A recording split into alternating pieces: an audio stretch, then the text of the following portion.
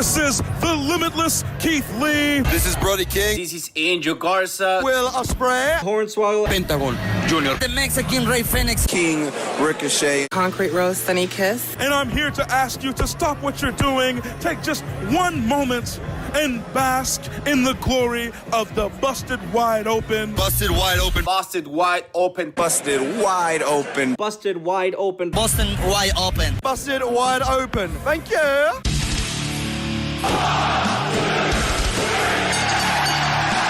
You're listening to the Busted Wide Open podcast, dropping the elbow on the hottest topics in sports entertainment and the world of professional wrestling.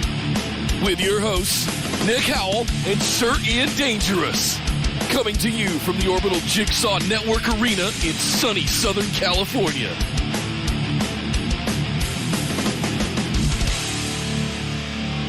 Welcome everybody to BWO Live, coming to you from across the Busted Wide Open universe of Twitch, YouTube, and Facebook. This is episode number 360.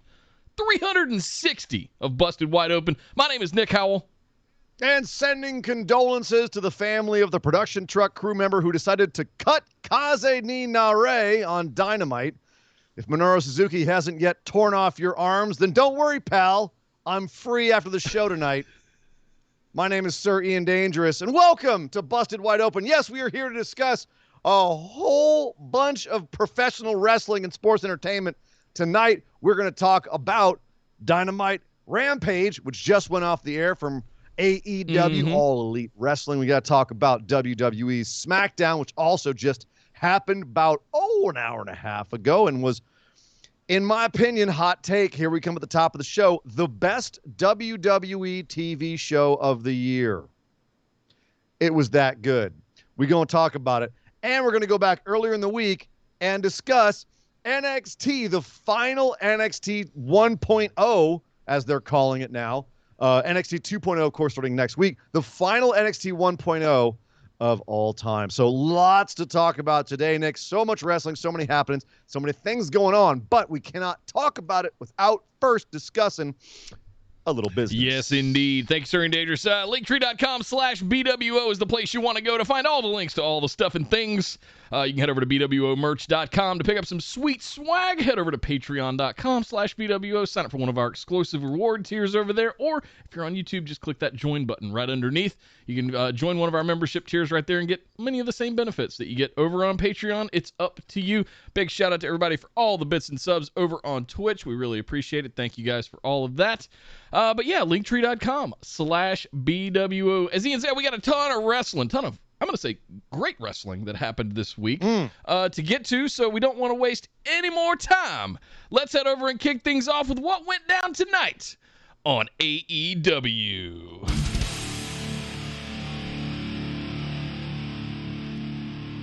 Well, it's going to be a little bit of everything, a little bit of tonight, a little bit of early in the week, because it's just easier that way to kind of put it all together, because there's so much that happens and it kind of flows over. We're going to do it in both shows right now. So let's talk about all of the fallout from All Out.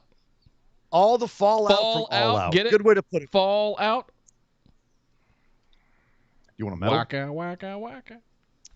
All right, Fozzie Bear. Adam Cole and Bryan Danielson obviously came out and debuted at All Out, so one of the major things that happened this week was what were they going to do once they got to AEW? What's new with Adam Cole, baby, and Bryan Danielson, which is going to be probably, of all of the times, Nick, we always like jokingly yell out the names, the previous names of some act when they move to a new promotion, whether it be War Machine or Dijak or whoever it is. You know, we always kind of yell them out like, there's supposed to be something else. Bryan Danielson, as much as like I knew him as that back in the day, it's been 10 years, 15 years almost, of him being Daniel Bryan, and that being one of the biggest names in wrestling. It's going to be a while. Bear with us if we JR it, but Adam Cole is now a member of the Elite, and he is here to stay. He came out to cut a promo, really mad at Tony Schiavone. All the Elite was in the ring with Kenny Omega. Adam Cole, they said, well, let's bring out our best friend. He's finally back from the dead. Adam Cole, he comes out, gets in Tony Schiavone's face, in the ring and says, "Hey, I know that you're Britt Baker's #1 fan, but if you do the wrong thing, I'm gonna kill you." And I already love that he hates Tony Schiavone because Tony Schiavone is Britt Baker's best friend. Love that. Love that little nuance. I realized something during this segment and this interaction. At some point, Britt Baker last summer was just annoying the shit out of Tony relentlessly. He couldn't stand her, and somewhere or through the course of things, they've become besties. They were kind of pseudo besties before, and then she was just shitting on him, and he was like, "I don't know if I want to be her friend," but then he just couldn't stop himself because he's kind of like a hapless nerd, which is what they called him as they kicked him out of the ring. Nerd, get out of the ring, nerd. Haven't seen that one since the Good Brothers in WWE, right. But hey, welcome back to the nerd insult. So that was a nice little detail. And Adam Cole also said, "Yeah, that's right. I'm back. I'm going to show why I'm the best in professional wrestling. Next week, I'm going to have a match with Frankie Kazarian. Dynamite next week. We're getting that match." But we didn't really get a better idea of where he was going, except for some nuances in what happened in the rest of the segment on Dynamite. And a little bit of like how they cut his promo. They had like a dueling promo, he and Bryan Danielson, on Rampage tonight. So Bryan Danielson comes out. Kenny Omega takes the mic and says, "I hate interruptions." And he gets interrupted by Bryan Danielson. Of course. Yeah. Who comes out and says, "Hey, yeah, all that aside, I really don't care about anything but professional wrestling. I'm here to wrestle Kenny Omega. I hear you're the best, and I want the best. So let's go." Tussles ensue. Kenny had ceded the ring to Bryan Danielson. It was just him and Bryan in the ring, which I'm not going to lie, little goosies for that, Nick. Like, Kenny Omega and Bryan Danielson in the ring together facing off going, "Are we going to fight? Are we going to do this? We're going to fight?" Eye holes, put it in. So excuse me, you have the guy that's considered the best technical wrestler in the world, or one of the best wrestlers in the world right now, if not the best wrestler in the world right now. PWI, #1 best wrestler in the world right now. PWI Illustrated. They've made a point of that. They even had little graphics showing like go buy the magazine, which is some interesting synergy. You have him there, and then you have the guy who Wrestling Observer named their technical wrestling award category for the end of the year, their end of the year awards. They named the technical wrestling category after him. And you have those two guys in the ring together? Yep. My eye holes are empty, and that needs to be put inside them. Fill them up. Right now. Yes. Fill them all the way full of that shit, please. And of course, it ends up being a little brawl. All the elite come in, and as Daniel Bryan... there it is, the first one. Brian, we got to have like some sort of button for that every time we do that. We got to have like some sort of like reaction button. I'll give you the wrong answer thing on Millionaire. Or like a sad trombone. Or the fail horn from Price is Right. I'll get that one. Fail horn. That's a perfect one. Perfect one. Fail horn's great. Bryan Danielson has attacked Kenny Omega. He has him in the label lock. All the elite fall on him like rabid hyenas. And out come the saving crew, which includes Jungle Boy.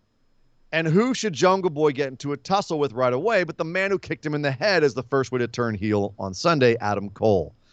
So, right now, Nick, it looks like Adam Cole's heading into a feud with Jungle Boy, and Bryan Danielson is heading into a feud with Kenny Omega. Is this the right way to start off both of these guys in AEW, in these particular feuds? I'm not going to lie. I have my hesitations when you throw people right at the top of the card like that. I will say that Bryan Danielson definitely feels like that's exactly the way that he promoted. It feels like that's exactly where he should be. I'm the best in the world. I'm not here to help anybody. I'm here to kick out all their heads in. All the stuff he said at the presser after All Out on Sunday. Like, I just feel like Daniel Bryan. I just feel like Bryan Danielson is on a mission to make sure that he is heard, he is seen, he is making it very clear that he is not the guy that we watched on WWE. He's here to kick people's heads in. Heads off. He's not pulling those kicks, man. And the way that he was rapid fire kicking Matt Jackson in the corner on Sunday. I think it was Nick. One of them Jackson boys. Jackson. He was killing. He was murdering a Jackson. Bang, bang, bang, just over and over. I cannot wait to see it. Now, Adam, on the other hand, He feels like the kind of dirtbag that we've always known him to kind of be, and I feel like that's more mid to upper mid card kind of stuff. Like, I want to see. I don't know if that's. I like him fighting Jungle Boy. I think that's great. It's telling. No, Jungle Boy's. I think Jungle Boy's a perfect opponent for him. They can go have a feud. Jungle Boy can get over with him. He can help put Jungle Boy over, but then he can ultimately win the feud and maintain his upper mid card status. I agree. AEW is so stacked right now. The guy that was the face of NXT for the last 3 years can come in, and he's at best upper mid-card. And he feels exactly the same as he did in NXT. He's got the presence, he's got the moxie and everything, but he still feels like he's still below Kenny Omega in that group.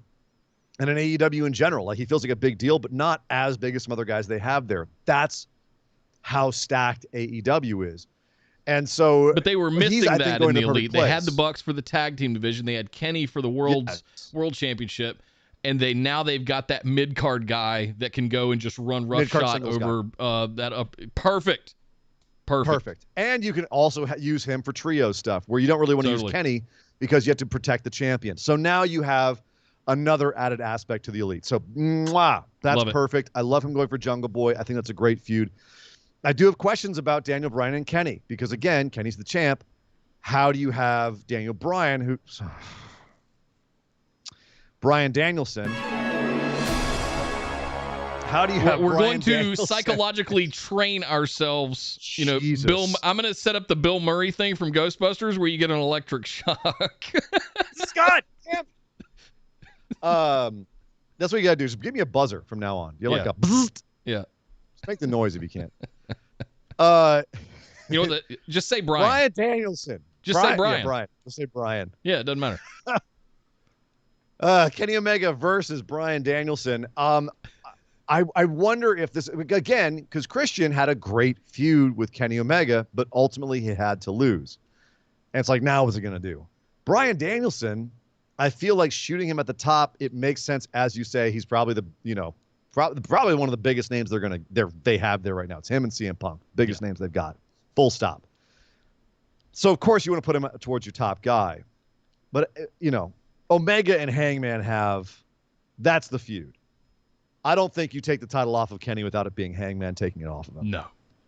I think that's the story you want to tell. And if you have Bryan Danielson do it, like, okay, legitimate, makes sense, but it does sell short that story. I don't think this buys us some time to get there so that we could wait till either Revolution in February or Double or Nothing next May. I mean, we've got time. And there's some interesting stuff we'll talk about later regarding the Dark Order that I think can fill some of Hangman's time until we get to that point. I guess is what I wanted to say. There's lots of story to keep Hangman occupied. Yeah. And as we said, we'll talk about that. But again, how do you finish this feud with Daniel Bryan? Bryan Danielson and make it feel like he can walk away from it with his head held high, even if he doesn't win the championship. Do you know what I mean? And yeah, he's over enough though that he's one of those. I think he can lose. I think he'll go out there and they'll put on a 5-star plus match, and it'll be okay that he's looks strong in defeat. It's a matter of how they do it. Yeah, and you've got enough ways, I think, out of it without having him take a clean loss. That I think there's ways out of it. Yeah. It's something that they have to be more careful with that, as opposed to Cole and Jungle Boy. I think is going to be a great feud. I'm not too worried about that. They're going to have to tread lightly with Bryan Danielson and Kenny Omega. Yep. Other stuff on Rampage. We open tonight. Pac versus Andrade El Idolo. The long-awaited match was supposed to be last week on All Out, but they couldn't do it. They had to push it back. Finally, the travel agent got it right. If they had that instead of that Paul White match, that would have been a perfect pay-per-view. It would. 10 out of 10. Totally. And this match was fantastic, as shocking. Pac versus Andrade. No, it's going to suck. No, it's going to be amazing. And it was very, very good. I don't know if it was pay-per-view quality, but it was very, very good. I think if it had been on the pay-per-view, it would have been pay-per-view quality. Both these guys kicked 7 sorts of ass. This match kicked 7 sorts of ass, but it felt like a TV match. Yeah, it did. And part of the reason was just they didn't quite get to that 5th gear with it. And part of it was at the end of the match when they Pac looked like he had Andrade El Idolo wrapped up in the brutalizer submission. You had both. So Pac comes out with Andrade comes out with a couple of his cronies, and you got one of them on the side with a taser, and he gets attacked kind of thing, like a Lucha Brothers. This lawyer guy gets attacked with the Lucha Brothers trying to pull him out of that. And then Chavo Guerrero comes in from the side of the ring while the refs pulled to check on the taser. Chavo comes in and smacks Pac in the head with his iPad. And Andrade is able to reverse the hold and get the pin, 1, 2, 3. But then after the match, this is interesting. Bit of a scuffle.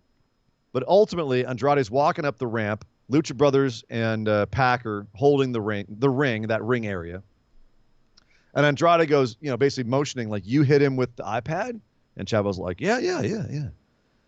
And Andrade goes, okay, cool. And forearm to the face, lays out Chavo Guerrero and hucks the iPad at him. It's like, that's not me.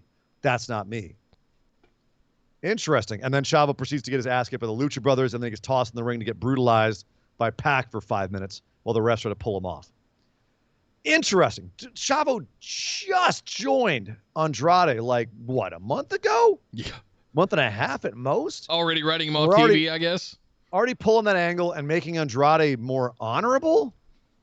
Interesting. I don't what know. do you think's happening here? I don't know if you have an iPad or not, but I've been laying in bed before, watching something, and it slipped out of my hand, or I've started to nod off, and it hits me in the face. That does not suck. That does not suck. It hurts, and that was just dropping it on my face. I can't imagine actually getting struck with one. That's pretty rigid. It's that Gorilla Glass, that they make those things out of now. Yeah. I'm sure it's extremely hurts. painful, Nick. Yeah. I'm sure it would make you lose a match. But that's not the point here. The point here is we've been talking about how Andrade might not be getting used as well as he could be. He's been a bit lukewarm, and he should have been a much bigger deal. Do you feel like they're trying to figure out how to present Andrade correctly? I think they're trying to figure it out. I still don't think they know what they're doing. That's kind of my opinion as well. The way that they tried different ways with Miro, they tried different ways with Brandy Rhodes. They're trying to figure out what's going to work with Andrade. They realized him being scumbag with managers isn't going to work. Yeah. He needs to have someone to be a mouthpiece for him. Totally. He's not the worst promo I've ever heard, but man, he's got an accent bad and just can't seem to work around it for whatever reason. So Chavo was great for that. But yeah, he's now been through Vicky Guerrero, Chavo Guerrero. Who's next? Are they going to sign Dominic? I'm not sure how long her contract is, but there's a lady we're going to talk about later that might be looking for work at some point in the near future. Well, I'm curious to see what you have to say about that. But yeah, so curious to see where they're going with Andrade. That seemed like an odd ending, and I'm wondering if they're turning him face or not. I don't think it'd be a bad idea to have him face, especially if he has to go back against Kenny. Remember how they flip-flopped the Lucha Bros and Pac there for a while? They kept going back and forth, heel and face, and no idea what they are. There's so with every other week they're a different kind of presentation. So I'm looking at this going, are they just trying different things? Is this honorable kind of nod to him doing this to Chavo? Is this trying to get him to a point where people would come around on him? I don't know. I don't know. Maybe. Maybe he ultimately joins up with the Lucha Brothers and Pac and he becomes the Death Square. The Square of Tranquilo. I don't know. I'm just pissed that we weren't able to open the Forbidden Door and bring Rush and Bestia over there, because that would have been rad. Yeah. Other things on Rampage. Last on Dynamite, we had Sean Spears call out Darby. Tully Blanchard called out Sting. Actually, Tully kind of called them both out for both of them, but Tully calling out Sting. Now our history, Sting. Maybe we'll have one more match. Ooh, the Goosies, Nick. Ooh, the Goosies. Well, Sting decided to retort on I didn't Rampage get the Goosies tonight. until tonight when Sting retorted. Well, I got the Goosies when Tully brought it up. I got like the Mountains of Madness Goosies tonight because Darby first called out Sean Spears, calling him a generic son of a bitch. Well, piece of shit, really. Because it's Dynamite. We're going late. We can say the S word. Which was nice. The crowd liked that. But then Sting got on the mic. And, we've had our fun at Sting's expense here when he just kind of does his generic voice. Paul Sting, yeah. Nah, he had his wrestling voice on tonight. Yeah. He had the wrestling voice on tonight. I can't even make fun of Sting tonight. No. He said, Tully Blanchard, you want to run your mouth about me and Darby? Well, you've always been a hanger-on. You've always been the guy hanging on Ric Flair, hanging on Arn Anderson. Well, guess what? You want a piece? Come get a piece. Oh, Sting, damn. When he's on, he's still got it. He's on. And Tully came out to retort, had some words, and started saying, oh, Sting, you don't know any better. And it got Sting's attention. Sting walked to the ropes to talk to Tully up on the stage, which left Darby wide open for Shawn Spears' ambush. Shawn Spears C4s Darby outside the ring. It runs off into the crowd, and Tully says, still an idiot, Sting. Still a sucker. Got you again, boy. Is Tully Blanchard actually going to wrestle? We've seen him put a singlet on and get in there with FTR once, if not twice before. He's gotten in the ring. I don't know if we're going to see a singles match between the two, but a tag match? Sting and Darby versus Tully and Spears? Book it, Dano. I think it's going to happen. I think it's happening. I'll tell you what else I think, and this actually relates back to Andrade a second ago. Someone who's been hanging out backstage at AEW, someone who showed up at AAA, Triple Mania, that would be jet flying, train riding, go down to ladies in the front passenger seat of the train and make them cry. Ric Flair can't keep these gators down. He's at backstage at AEW now. Imagine, think about this, Nick. Original lineup of 4 horsemen. Yeah. Arn, Tully, Rick, and Ole. You got 3 of the 4. You got 2 of the 4 in AEW, 1 hanging out backstage. Who were the other temporary members of the 4 horsemen? Oh God! Throw a couple out there. I'll give you a couple. Lex Luger was an honorary member for a second. Barry Windham for a minute. Barry Windham, that's the one I was trying to think of. He's kind of ailing right now, so I don't think we'll see him show up. JJ would running around with hitting people with JJ shoes. Dillon. Yep. He was their manager. He was around a second ago in AEW. Yep. We could see him come back. Right? There's a couple of dudes you could bring back in. And you know who else was briefly a member of the 4 Horsemen? All he got disbarred was Sting. Oh, I don't remember that. Very briefly. Okay. Okay. The bottom line. Well, you know who else was? And this is a bit of a twist. I'm going on some Nick booking on this. Okay. You know who else was for a minute, right? What? Brian Pillman. I'll let you marinate on that. But my point is, because we're going to talk about Mr. Pillman's young son, Junior, in a second here in the main event.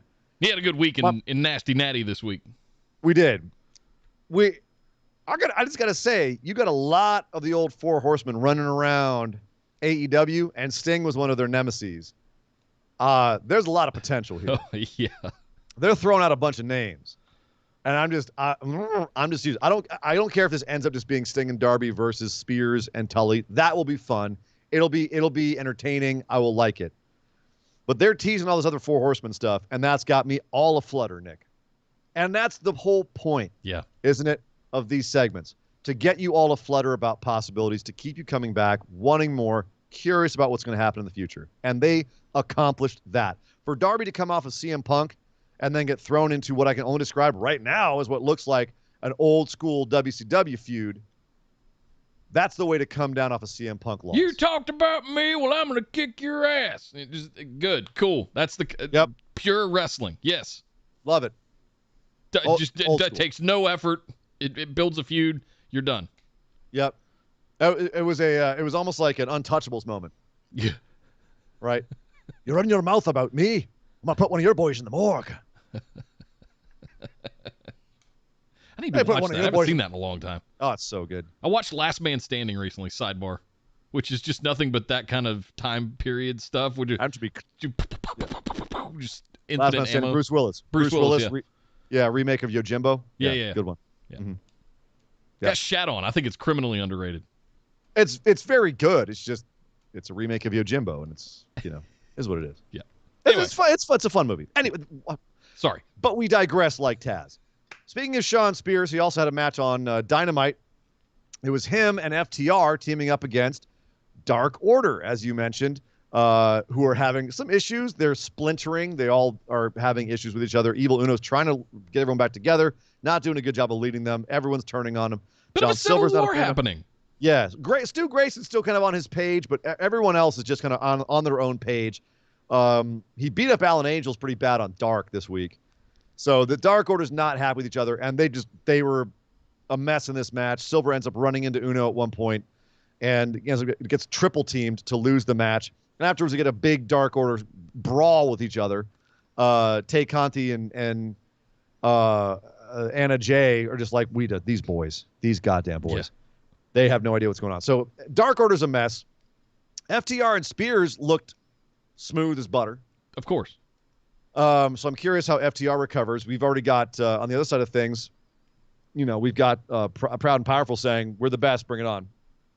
So I have no idea where they're going. But what Dark Order, you said you had a theory about Dark Order. What do you think the plan is with Dark Order, with having the Dark Order splinter and have some issues? Well, I think the thing that's happening right now is they're splintering, but I also see that they're shifting Bryan Danielson into the feud with Kenny now that we've moved on from Christian. This is another kind of, we can do this for 3 months until, and we can, I don't want to say tread water, but because it's going to be amazing. Treading water, calling that feud treading water is insulting, and I don't want to do that, but it's to move the ball down the field a little bit closer to the goal line of Kenny and Hangman. But with that going on in the background, you've got this happening with Dark Order. Dark Order's been trying to recruit Hangman Adam Page for what feels like a year now to come and join them, especially since Brody's passing. And is he going to come in and be the savior of Dark Order and reunite everybody and have this big victorious moment? To be clear, they tried to recruit him, and he said, I don't want to be recruited, but I'll hang out with you guys.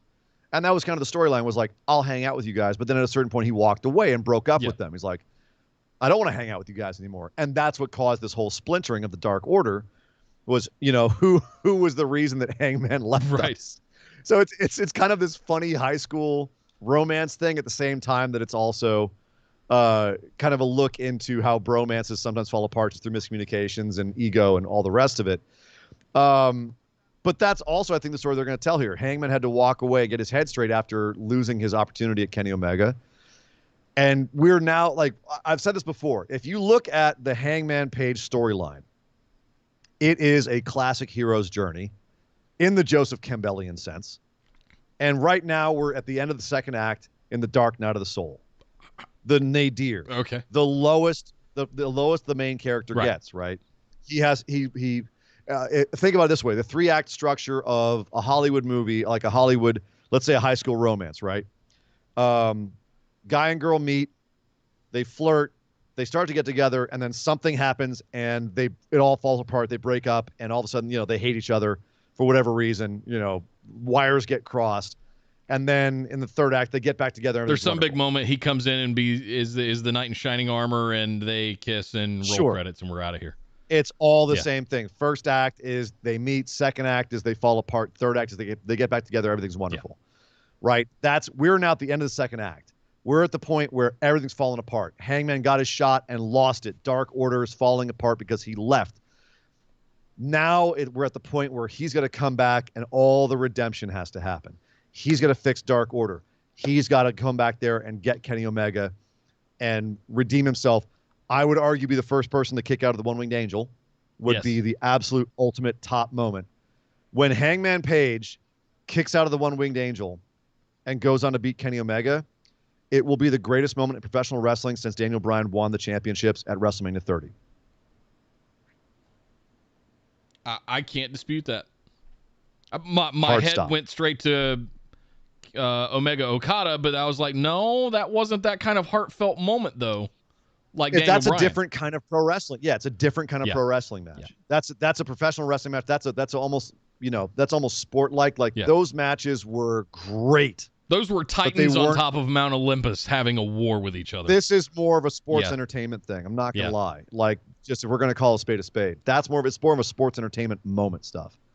And that's valid. I want to make it very clear. I think both professional wrestling and sports entertainment are different things, and both are valid. if done correctly. But that's where I think we're going for here. We have a lot more show to get to. We could sit here and ponder Hangman Page and all the wonderful ways they could tell that story. But that's where I think they're going, and I'm here for it.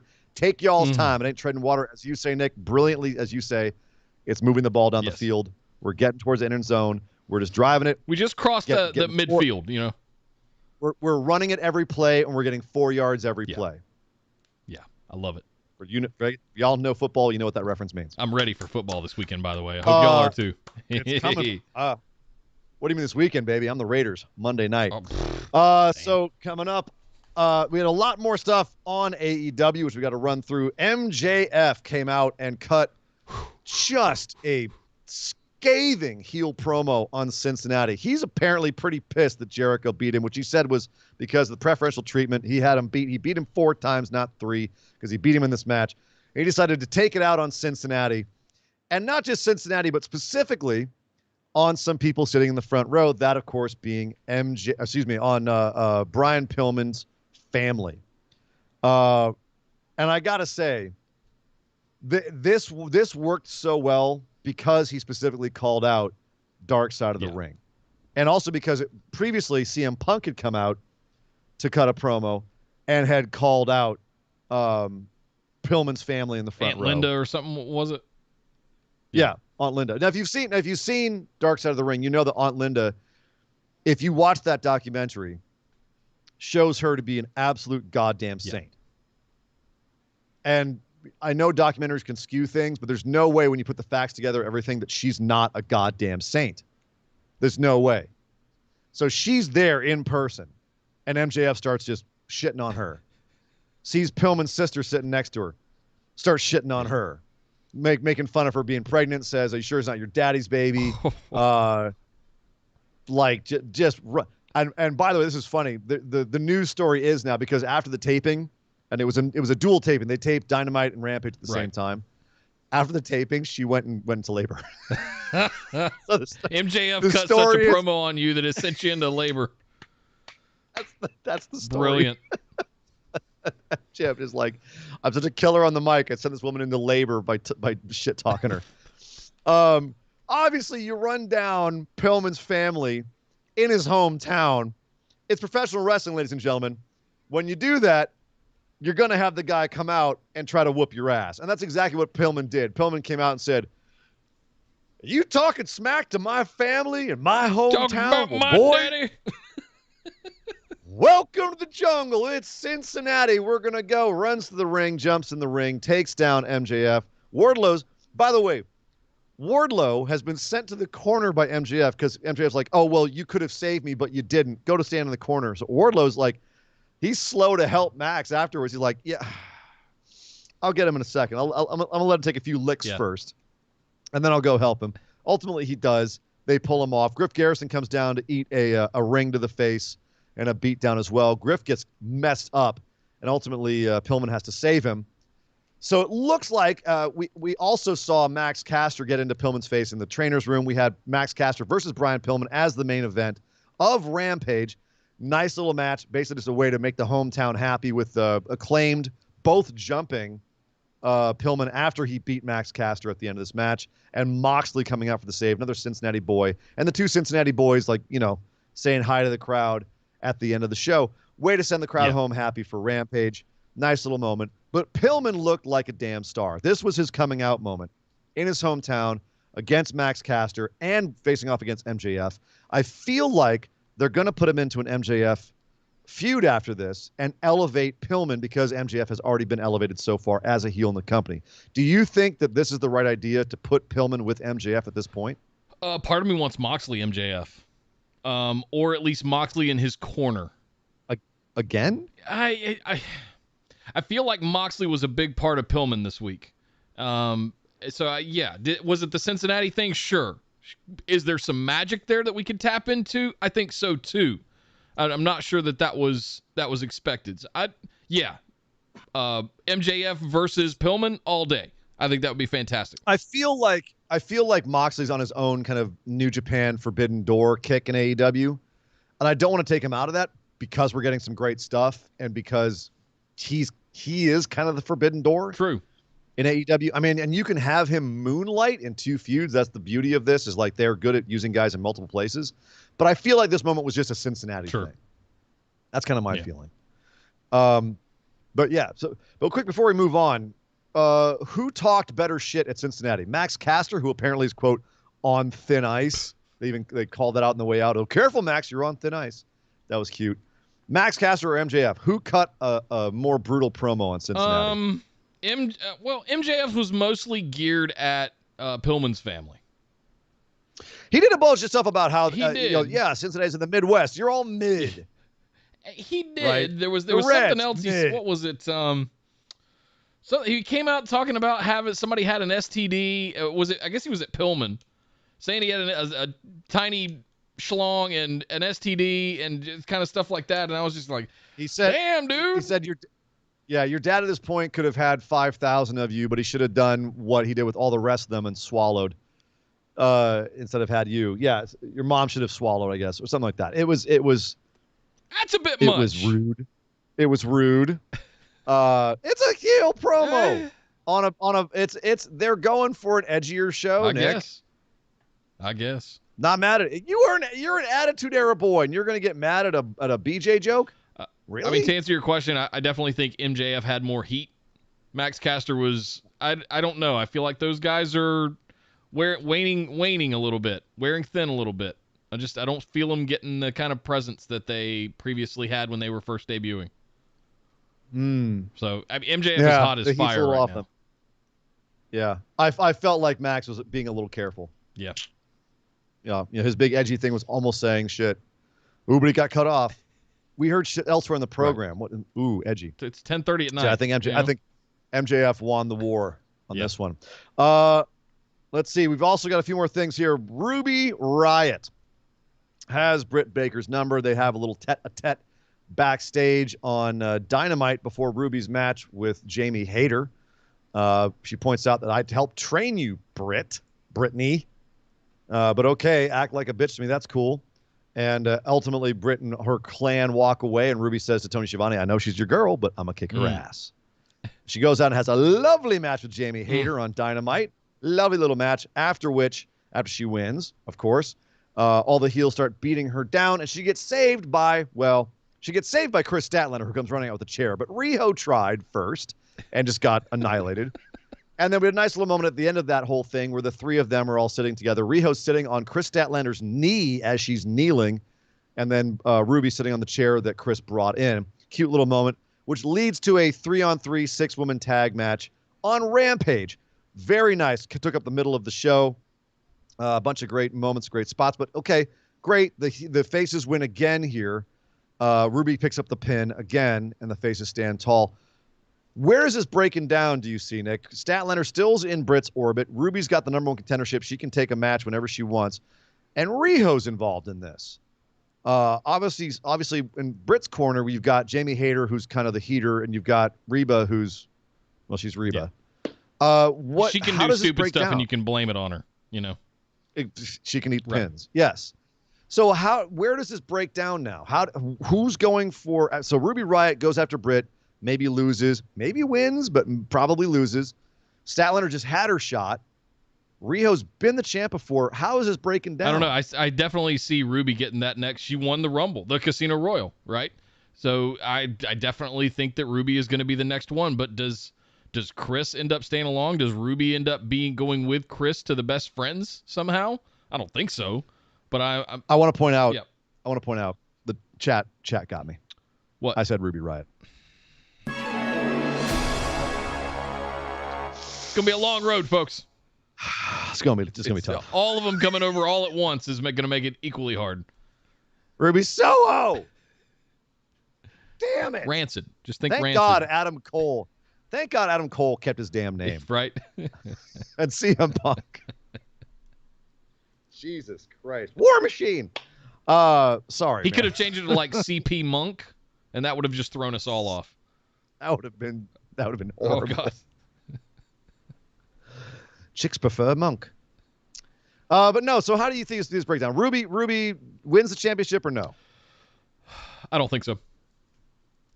No. So how long until Statlander wins it? Probably the next pay-per-view. Really? I think you think so. that soon? Yeah.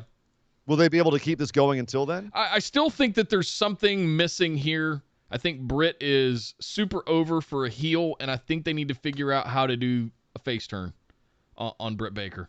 I don't know how they're going to do that. I don't know how I would do it at this point other than having Hater turn on her somehow. She's finally getting booed. Finally. Is that like the biggest heel? Maybe bringing Ruby in was the right thing to do because Ruby's going to get all the cheers. So it's her, Nyla Rose, and Jade are the big heels in the women's division. That's it. And she and Nyla, I would argue, have the best promo ability. Yeah. But Britt's got Nyla by a mile in terms of fan reaction. Right. Britt is the number one heel in the women's division and one of the top heels in the company. You don't turn her face. Yeah. When you have a hot hand like that, when you have like a, I don't know, let's just say, for instance, like Becky Lynch being a face, you just don't turn her heel. You're losing a lot of money, and it makes the fans unhappy, and you just don't do that. That'd be ridiculous to do that. Wouldn't it? Oh, wait a minute. Damn. Bad example. We'll talk about that in a little bit. We'll talk about shortly because we got to run through the rest of AEW here. We're behind. Moxley, Minoru Suzuki. We got this far down before we started talking about Jon Moxley versus Minoru Suzuki, the main event of Dynamite. A lot of people have said this match is too short. Partly because Minoru Suzuki got a cut on his upper right eyelid. Got busted wide open. Caused him to bleed everywhere, which it's Suzuki, so blood is automatically going to be a good thing in a Suzuki match. I loved him wiping it with his hand and then just kind of licking it it off. Yes, it's goddamn, it's murder grandpa, yes. Ladies and gentlemen. He knows what to do with blood.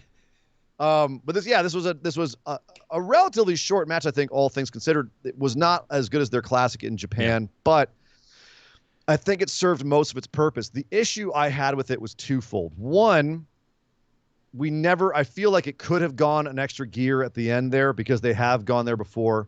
We really didn't get to see some of the stuff that made Suzuki. And two, they cut off his goddamn song, which I don't care where you find it on the show. I don't care if the match is 2 minutes less long and it was already a short match. I don't care. You play Kaze ni Nare in its entirety. What the hell are you doing? Somebody in the truck got fired. Had to have. That's a criminal sin. I hope Suzuki and Moxley took that boy aside like a wishbone and just Well, what's the thing where they pull them apart in horses? Pulled him to 4 wins? Something like that, yeah. They just pop off. Did him like what was that Western horror movie that just came out recently? Bone Tomahawk? Bone Tomahawk. Treat him like Bone Tomahawk. If you've seen the movie, you know. So Kaze ni Nare is one of those great fan service kind of things. Iconic. That it's absolutely iconic. And they did it at All Out when he came out. They did. Why would you not do it on Dynamite with 1 million people watching? I don't know. It was absolutely bizarre. The one thing that we have going here is even though Moxley did beat Suzuki here, with, as I think we pointed out in the Facebook discussion group, with these older Japanese wrestlers, he's actually not making it a DDT, like a double arm DDT. It's more like a butterfly suplex to protect him a little bit, which looks a little weird, doesn't look as impactful.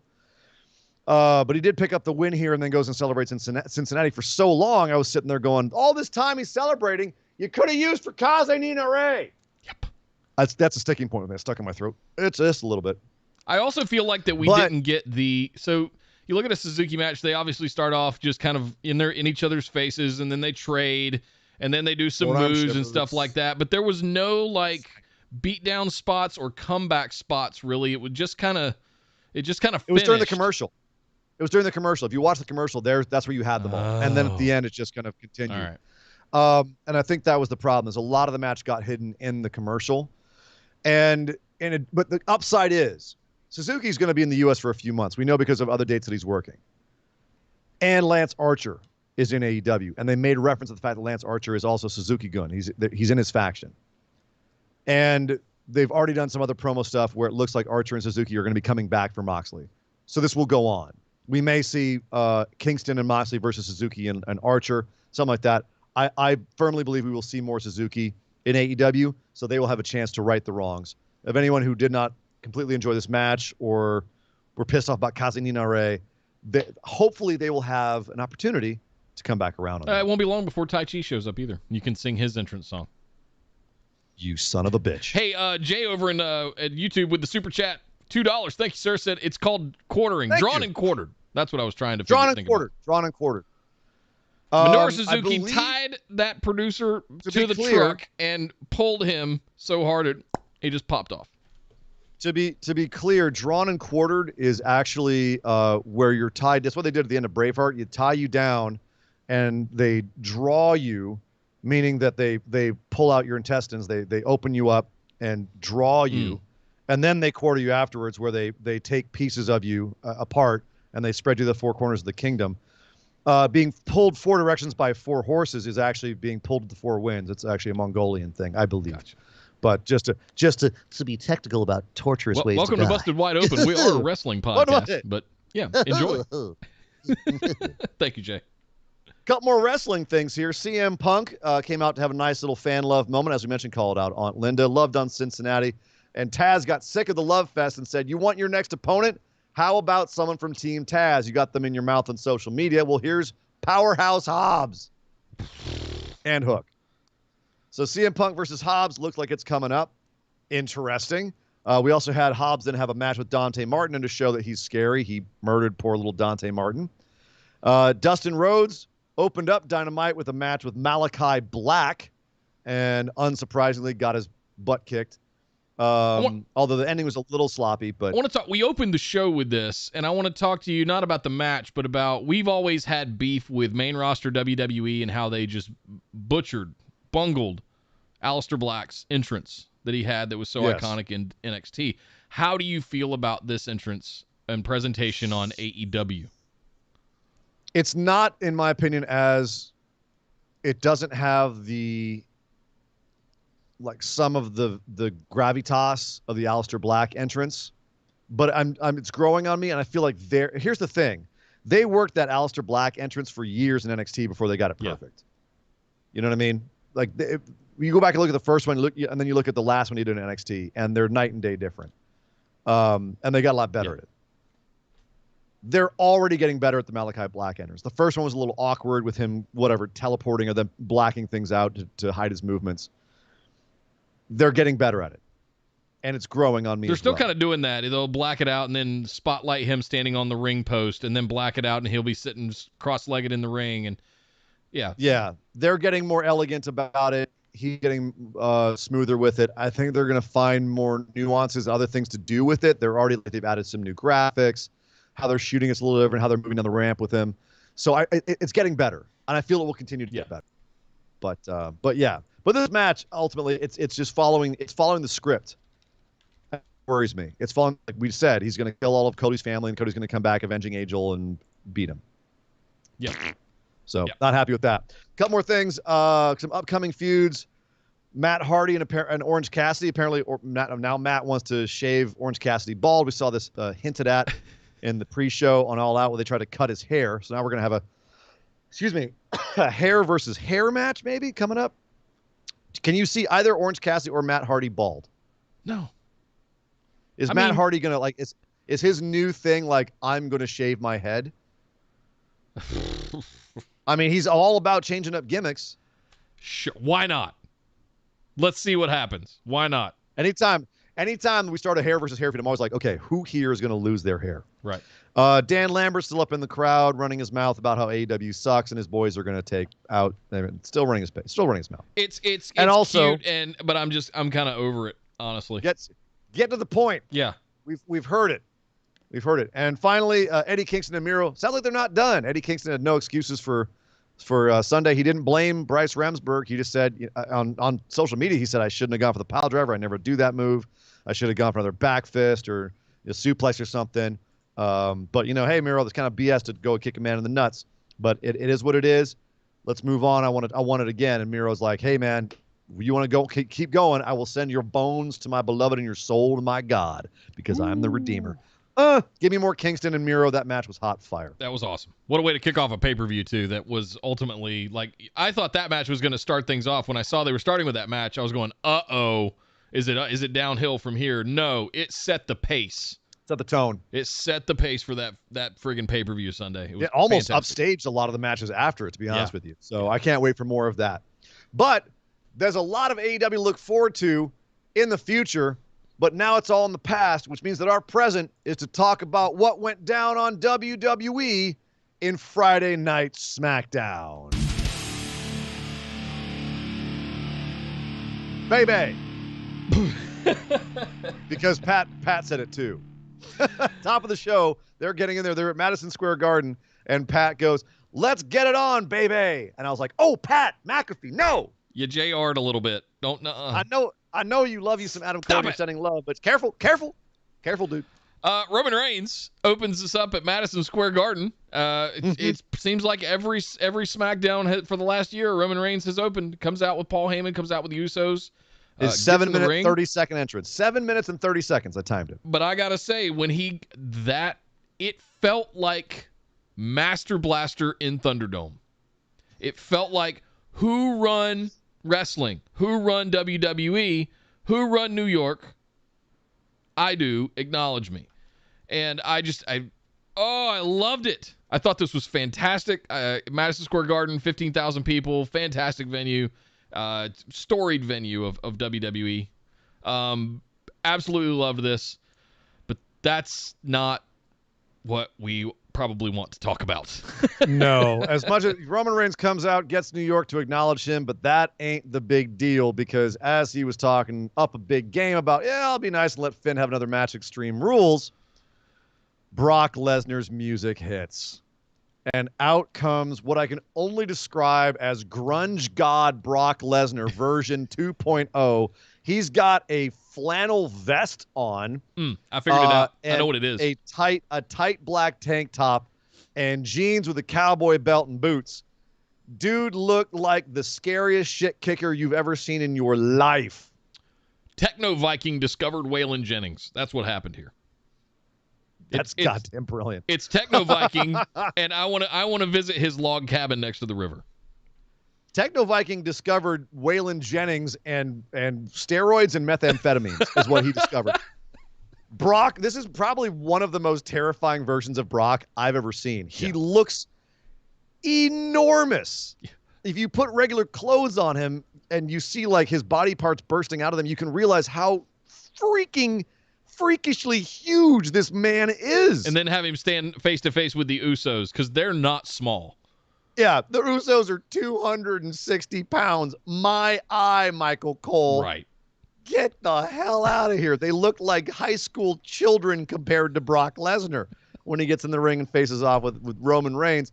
Paul Heyman tries to talk him down, and he goes, "That's great, Paul. Hey, would you ask Roman Reigns, or would you actually tell Roman Reigns why you didn't tell him that I was at SummerSlam?"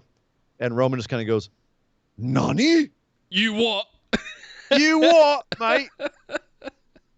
And Brock just laughs as everything falls apart. Roman grabs his title back from Paul, exits the ring. The Usos exit with him. They don't want none of Brock. Brock stares down Paul Heyman, and Paul starts he immediately doing the old shtick. Yeah, I'm Paul Heyman. My name is Paul Heyman, and this is Brock Lesnar. He's formerly the rating defending. Does the old shtick, and Brock just laughing at him like, Gets back in his face after Paul tries to ingratiate himself, and he says, "Hey, Paul, you have 5 seconds to tell, while you're still employed by Roman Reigns before he fires you. You have 5 seconds to give me a match with him, to accept my challenge." And Paul just goes, Brock counts to 3 and then puts Paul Heyman in the F5 position. Roman decides that's the time to attack, goes to spear him. He doesn't F5 Paul, but he sells the spear by falling backwards. So Paul still takes. He basically took a Samoan drop. He took a Samoan drop. They all tussle. Brock chases everyone from the ring, and all of the bloodline scuttles back up the ramp. scared to death of the big man. Very, very awesome return for Brock. He looks amazing. And this was a great segment. It's not always a good idea to have Brock speak because he's got that kind of high, reedy voice. You know, he comes out and he's like, Brock Lesnar, and he looks just all terrifying. You expect him to speak and be like, I'm here to kill you. And then he starts actually talking. He's like, well, guys, Paul, you better tell him. So he's Sting seconds. now, basically. No. Well, Sting is more like this. He's more like a Jimmy Stewart. Brock, when he talks, is more like the scientist from Simpsons. Gotcha. Bear with me. Yeah. Okay, is this the best version of Brock so far that we've seen? Like, is this your favorite version? Here's the thing I was thinking about. It's not about whether it's the best version. It's the juxtaposition of where we were in 2017 and 2018 with all Brock and Roman all the time. Face Roman, heel Brock with Paul. Yep. And you play the shell game and just move a couple of the pieces around on the board and look at how amazing this has become. And the Paul Heyman stuff with him getting accosted by Caleb Braxton backstage multiple times. Oh, God. It's a running meme at this point. I love it. It's beautiful. It's a running joke, and I love it. But then more happened. That wasn't all. We started the show with a big return to TV. At the end of the show, we had another one because the Usos had a match with the Street Profits. Really fun match with the Street Profits, I might add. Tag team title match. And the Usos looked like they had it won. And then the Street Profits got the upper hand. Frog splash. It's over. 1, 2, Roman Reigns gets involved. Cost the Street Profits the titles. The Usos retain. Roman chokes out poor, I think it was Montez. Yeah, Montez with one Ford. shoe. Yeah, we did half the match with one shoe. He lost the shoe, hucked the Jordan into the crowd, and did the rest of the match with one shoe, including some insanely athletic stuff. Right. Props to that man. Props to both teams. This match kicked ass. It did. And frankly, if this is just a preview for an actual rematch at Extreme Rules, I'm here for it. Yep. This is the matchup that I've been wanting to see for a long time. It took some drafts, it took some moves, all of that stuff. We've seen some teasers of it before, but not really this version of the Usos as the bloodline with Roman in their corner. I want to see give me a full banging 20-minute version of this match with these two teams and let them actually finish. Please. Yeah. Oh, God, put it in my eye holes. This match was about 12 to 13 minutes, so it was a pretty good size. Yeah. Give them like 15 to 17, though, and I agree. Yeah. They can really go with a real finish. But fine, that wasn't the point. The point was Roman got in the ring, grabbed the mic, and said, I don't run from any man. He had said all show, I'm going to give my response to Brock at the end of the show. So here he was giving his response to Brock. I run from no man, which is fortunate for him because he found out at that point, Nick, that at Extreme Rules, he was not facing a man. He was facing a demon. Lights go down. Crazy graphics of a weird red electrical storm above the entrance. And sure enough, out comes Demon Finn Balor. We debated last week what the sound effect at the end of the show meant, if it was the beginning of Brock's music or if it was the demon. Turns out it is indeed the demon. Here comes Finn Balor as the demon, faces up with Roman Reigns to end the show. Finn got all that makeup on just to stare down Roman Reigns. Yeah, 2 minutes. Oh, boy. Lot to unpack here. Mm-hmm. One, yay, the demon's back. Awesome. I feel like they messed it up, though. I'm kind of there, too. This is something you should have done at the pay-per-view. Either the pay-per-view or I don't know. It wasn't terrible. They did tease it last week. They had Finn get beat, which is, what brings out the demon when he gets into a certain mind frame. But here's where I'm worried about it, Nick. It's the timing in the middle of all of these feuds. One of the things I love that they've done with Roman Reigns is make it feel like the wolves are circling. Big E is staring down Paul Heyman with the briefcase. He's elsewhere in the show saying that's right, I'm coming at someone with this briefcase.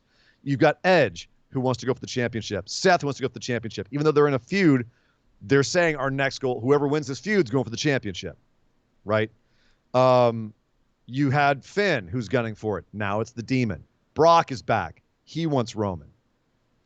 So that's a bunch of top-level dudes gunning for Roman Reigns. I love that. And he's going to beat them all. But that's what I'm worried about.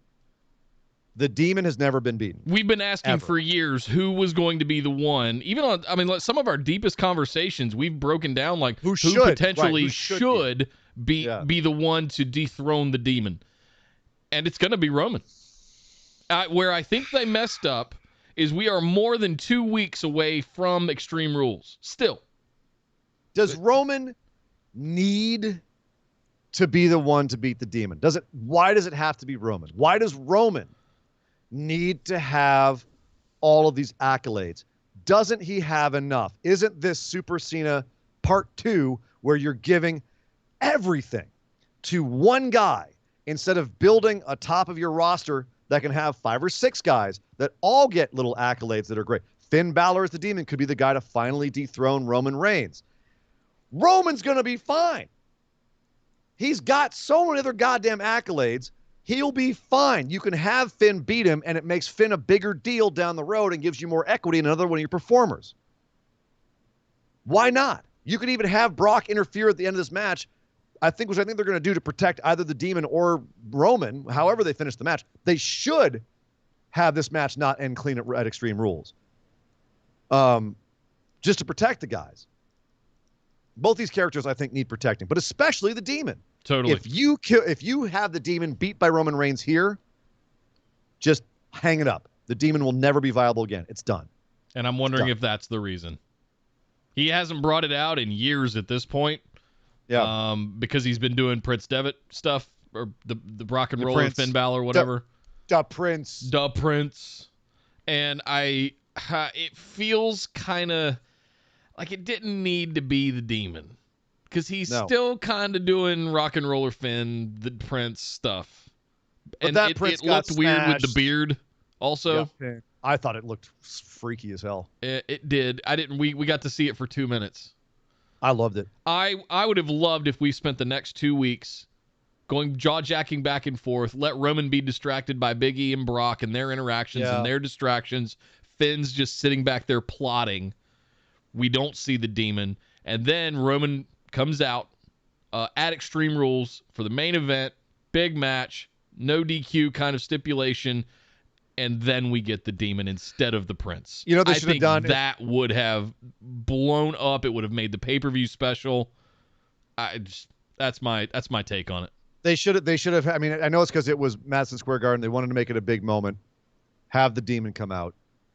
But it would have worked better in terms of, as you're saying, the timing of everything. If this week you tease the Demon again, 1 or 2, 3 of those beats, do that for the next couple of weeks, and then Finn and then Finn comes as normal. Finn comes out, gets in Roman's face, and the last thing you hear on the show is him going, "I got a surprise for you next week, Roman. One of our friends is coming back." Right? And then we know the Fiend's coming back. Tune in next week, the Fiend's coming back.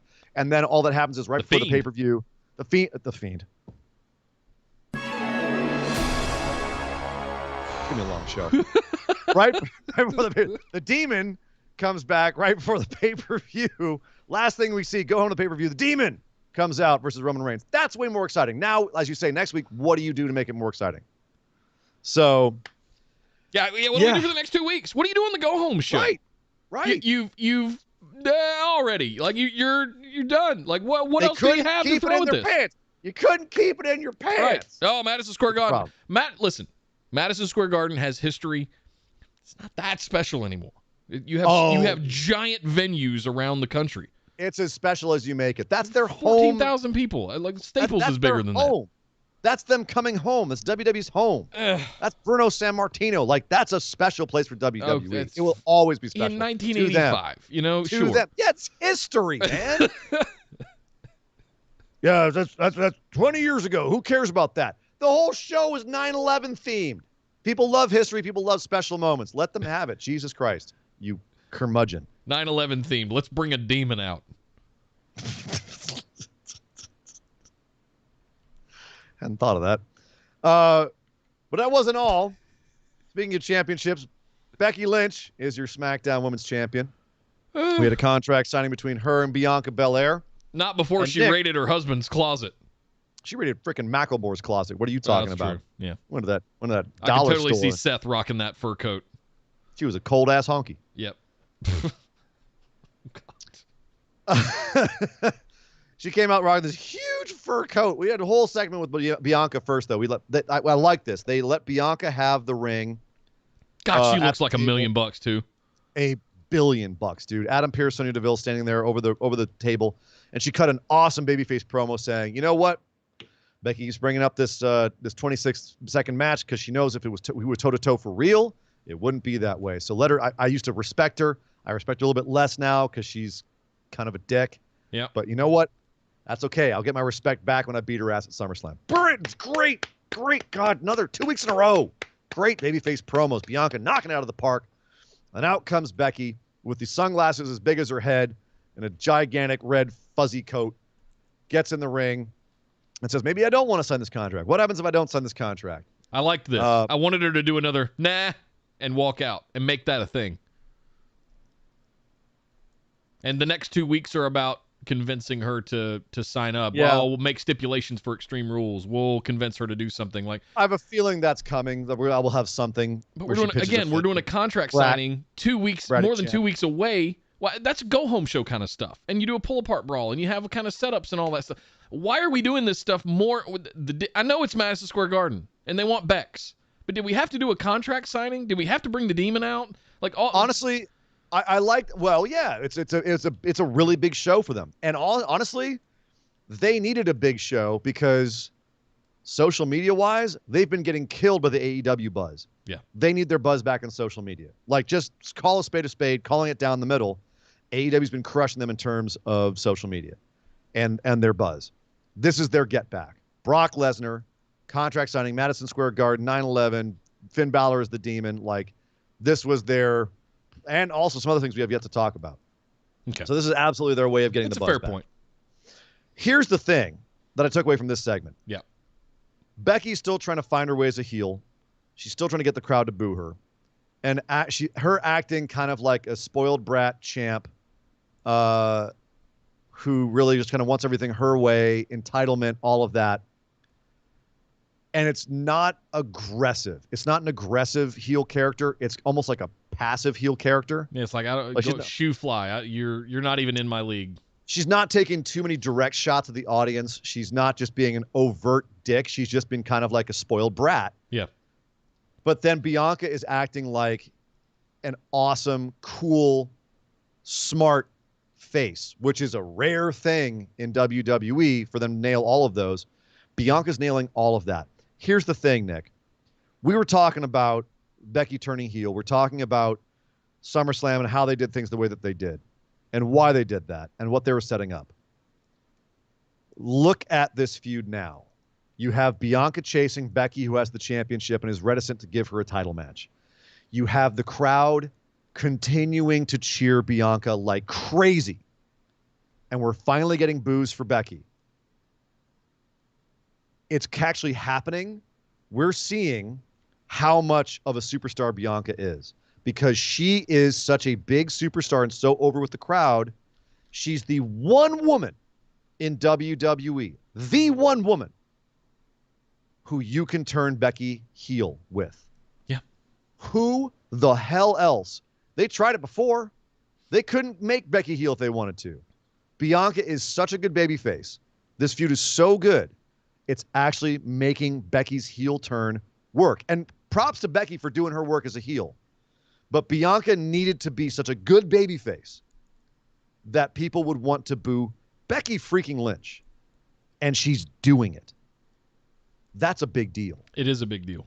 It absolutely is. We've seen her interactions with Sasha. They had the big moment at WrestleMania, came back, stuff happened, and it's been a train wreck, honestly, for Bianca.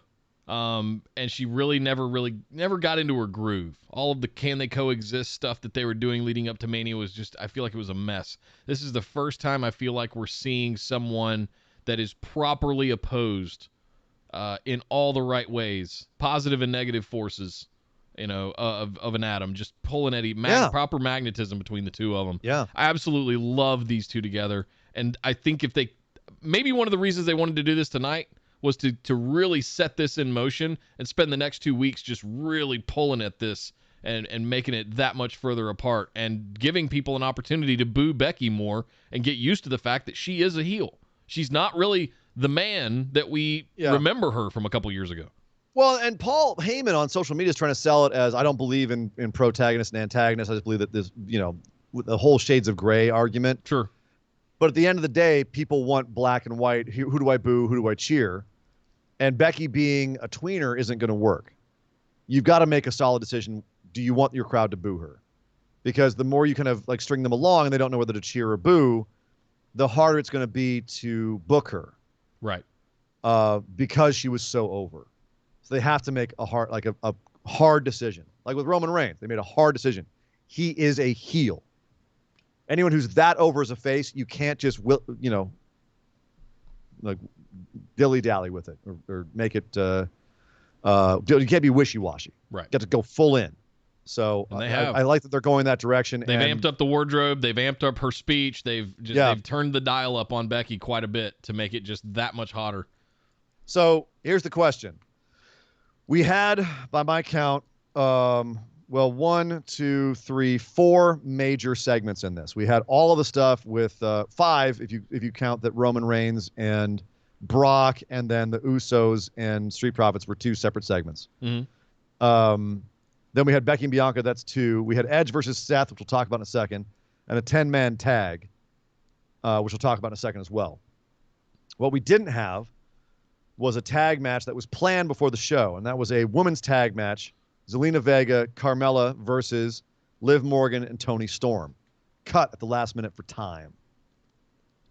And one of the things that kind of beefs me about this is, obviously I know from a business standpoint, from a show running standpoint, they probably had their reasons. I don't know. They could have absolutely found 7 minutes on the show if they wanted to. They could have scraped 7 minutes together very easily. Seth and Edge was a long match, and they could have cut 2-3 minutes out of it. You could have cut a minute or 2 out of the 10-man tag and the Usos match. You could have definitely cut a minute or 2 off the beginning of the show and the end of the show. We were coming out with the Usos and the Profits, and I remember looking at the clock going, we still got more than 20. We got about 22 minutes left in the show here. What? Really? Ton of time. Yeah. And we had to cut this ton of match. time. And on the one hand, this was a very amazing top to bottom show. Excellent from start to finish. Never let up. Very energetic. I wonder if this women's match would have sucked the wind out of the crowd a little bit. Just because they, for whatever reason, that reason being they have done a terrible job of building the women's division on SmackDown. The crowd might not be as into this match, so maybe they just thought, let's keep the energy going or whatever. Whatever their rationale was, they cut this match. And like I said, I'm not mad from a production standpoint, but just one thing that irks me about it, aside from the fact that these women all got ready to go and then were told at the last minute, nah, never mind. Zelina Vega, Thea Trinidad, born in New York. Father was in one of the towers on 9/11, 103rd floor, died when it collapsed. Has worked with 9/11 charities for years. Very obviously connected to that tragedy and to New York. And this was her homecoming. She got a special outfit made. If you see it's on her Twitter, it's based on the Akatsuki clan from Naruto, which is a clan of ninjas that are directly, like, their goal is to have world peace. They're anti-war. So that was her concept for the night. She was going to come out and have that, and at the last minute, they said, nah, never mind. And on a show where their whole purpose was, hey, let's remember 9/11. Remember how great we were 2 days after 9/11, where we were drawing everyone back together and saying, it's okay, it's still cool to be American because we're WWE and you can watch us and we're that entertainment that'll keep you happy. Remember how great we are? We're back in New York City. We do all these great things for charities, and there's charities that we're going to be giving to because we're here that are 9/11 based. And on that show where you're putting yourself over that much, you can't let the one member of your roster who actually has a direct connection to this tragedy, who's experienced one of the worst tragedies that you can experience on that day of tragedy, you can't even pull together a little bit of time to feature her? because you're worried like whatever the rationale was, we don't have time. There's bigger matches. The crowd might not like it. You can't even give her that out of just some basic fucking human consideration. Yeah. That really chaps my whiskers. That really pisses me off. Yeah. And again, like, you can explain it to me any way you want, but from a human standpoint, that's bullshit. And they screwed over those women, and Thea in particular. This woman who, by the way, who just came back for her husband, who they then fired, and now she's stuck here jobbing, hasn't won a match yet. Not gonna lie, kind of feel like they're punishing her a little bit, which is not something that's illogical, or think that they have done that before. Oh, I'm sorry, did you want to have a union? Did you want to like go somewhere else? You're coming back to us now? Bury. Yep. Something that they do, but they've done before. It's starting to make me feel pretty gross. Yep. Actually. So, sorry for the soapbox rant. It needed to be said, and I completely agree. You find 5 minutes. Something, you man. find something, whether you pre-tape something backstage for her to say a few words about how it's affected her for the last 20. You find something. WWE not giving a shit about its own performers and their well-being and their emotions is not a concept that's new to me. As much as I hear all this stuff like, oh, no, they take care of people there. They do until they don't.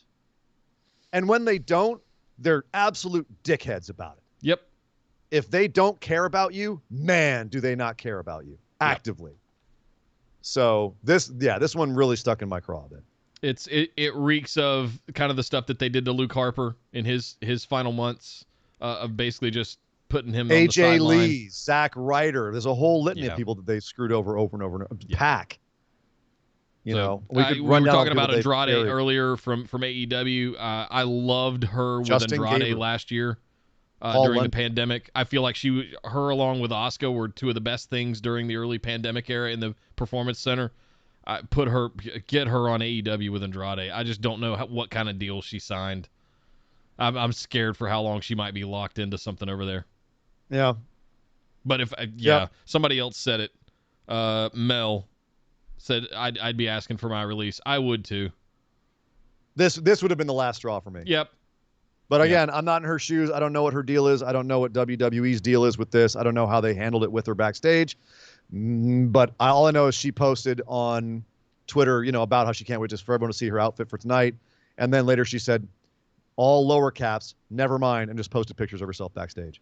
And even Carmella just tweeted out an ellipsis. Like, I felt awful for these guys. And it's too bad because, again, I was sitting here watching the show going, this show is amazing. SmackDown knocked out of the park. And it's just, they as great as this show was, there were some bodies buried underneath it. Yeah. So. Well said. But as I said, before we get out of here, a couple other great things. Edge versus Seth. Long match, but it was an absolute banger. Edge came out in a Bret the Hitman Hart-inspired gear, basically telling us, keep an eye out. We're going to have a psychological, technical wizardry match. They did. Mm-hmm. My God, the storytelling in this match was absolutely top tier. Like, you can say what you want about the wrestling in WWE. This match was world class. World class. Unbelievable. The storytelling here at the end, like Seth is losing his mind, kicking Edge in the face over and over again, asking him why he just won't die. The look on Edge's face where he's kind of almost like stunned by it. And then Seth finally getting off the curb stomp and Edge having to be carted away after the match. And Nick, I'm getting chills even thinking about it. That Seth promo afterwards as Edge is being driven off in the ambulance. And I think it was Sarah came up to him and said, hey, Seth, what are you feeling? And Seth gave this really just creepy, almost deadpan, like he was stunned. He was another dimension. I don't know what I feel right now. I don't know what I feel. What do you feel right now? Even the selling he was doing in the ring as they were backboarding Edge. And I hate that we cut to commercial. Stop cutting to commercial in the important points. Your most important story points. Seth is selling his ass off, trying to tell a story of how he's changing and how he's having this crisis of conscience in the corner, bent down, while you're loading Edge, someone who they spent the entire match selling, we did a buckle bomb on another guy with a neck issue, and I almost had a heart attack. Then the whole story of their feud has been, can Seth land the stomp? And they finally landed it, and then he started second-guessing, did I just kill someone? because Edge was laying there lifeless pretty much. And it was them, stealing each other's finishers. Like Edge used the pedigree. Seth botched the glam slam and then was like, "Screw it, I'm doing it again." Did it right. Did it perfectly. And it was all so like such gamesmanship and psychology in the match. And then ultimately him not like he had several chances to hit it and he didn't and let Edge set up and he had to kick him again in the face and wouldn't do it. Edge sits up and finally goes, "Fine, I'm going to do it." Stomps him. And this goes back to 2013, 14? Yeah, when he was Money in the Bank. It's like, "I'll break his freaking neck." Yep. And, looks like he did it. And he was beside himself afterwards. Just fantastic top to bottom. Seth's acting. Give him an Emmy. Like we always talk about Paul Heyman. And Paul Heyman absolutely earned his pay acting-wise in this episode as well. But, man, Seth, between that the promo he cut where he went a little nuts and he's like, I love Edge, or whatever. He kind of looked off into the distance, all creepy.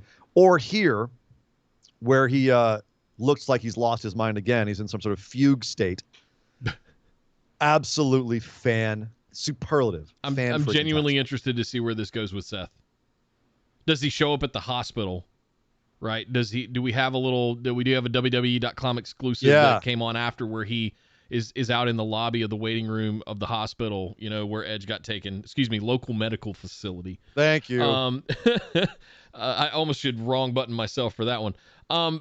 Is he doing this kind of, is he going to take this far? Is this how we flip Seth back face at some point? I have so many questions. It was so brilliant by Seth. And I feel like it was undersold, especially sending it to commercial right at the end of the match when the heart of the moment is happening, as he's having to watch Edge, arguably one of his heroes, get loaded onto a backboard and take it out on a stretcher. He's like, "Oh my God, I didn't know I was capable of this," kind of thing, right? Yeah, yeah. And thank you, Kyle. It was Megan Morant. Oh yeah, Megan. Yeah. But anyway, yeah. Kayla so that was busy stalking Paul Heyman, as she should be. Yeah. She's so great at that. One more thing, as we mentioned, there was a 10-man tag on the show. Basically, all of the mid-card: Big E, Shinsuke Nakamura, Rick Boogs, Rey Mysterio, Dominic versus Apollo Crews. They found him. Apparently, there was no food and catering. Robert Roode, Dolph Ziggler, Sami Zayn, and Otis. They didn't feel like they had enough heat for this, so they had Sami Zayn, who was dressed for some reason in a New York shirt and then pajama pants. Well, so pants. For those that don't watch basketball, here's why this was so hot. Trae Young used to play for the Knicks. Yes. So Sami Zayn had on one of Trae Young's old Knicks jerseys. Yes. And then so Trae Young got traded or wanted to be traded. He went to the Hawks in Atlanta. So he had him come out in Madison Square Garden where the Knicks play and just nuclear heat.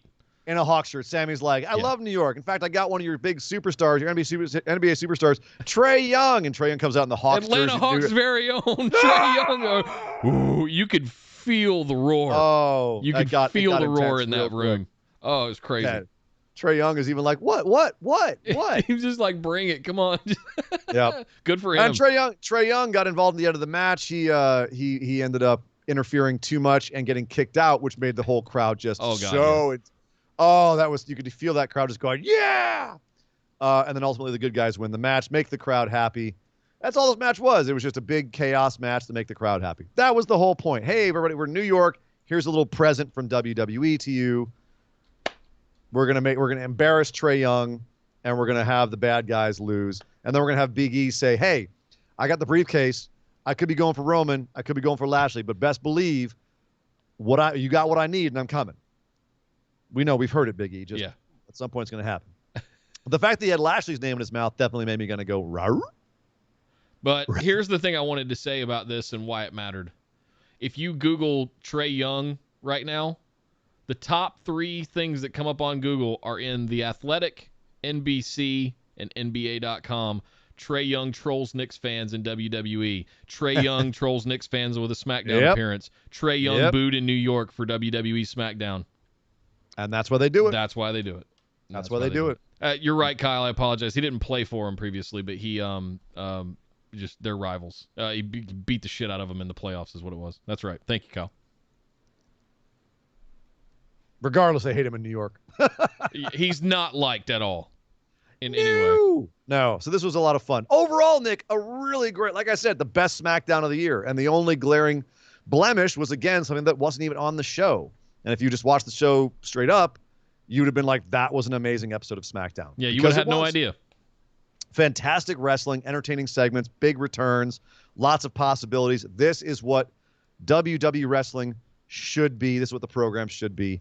Fantastic job, WWE. But that's not the only WWE show we watched this year. Definitely not this year, but definitely not this week as well, because this week there was also a little WWE program called NXT. Got there eventually. Yeah. The big story of this one, really, that I wanted to start off by saying, and then I want to let you weigh in. I think I sent you a text on Wednesday saying I got about 30 to 35 minutes into this NXT, and I was struggling, and all I could think about was going and watching the Fallout show for Dynamite, and I jumped over. Right. I jumped off the NXT show. It's funny I did because, pick it back up, and I regretted sending that text by the time I got done with NXT because the second half was so much more fire than the first half. Not to say that everything was not good on the first half. But I don't know, man. And let's talk about one other thing, too, if we can real quick. How are you feeling about this as the last show in the Capitol Wrestling Center black and gold 1.0 layout headed into next week? We've been seeing the promos of the splatter paint and the Wale thing. Yeah. They've been evolving, showing the arena.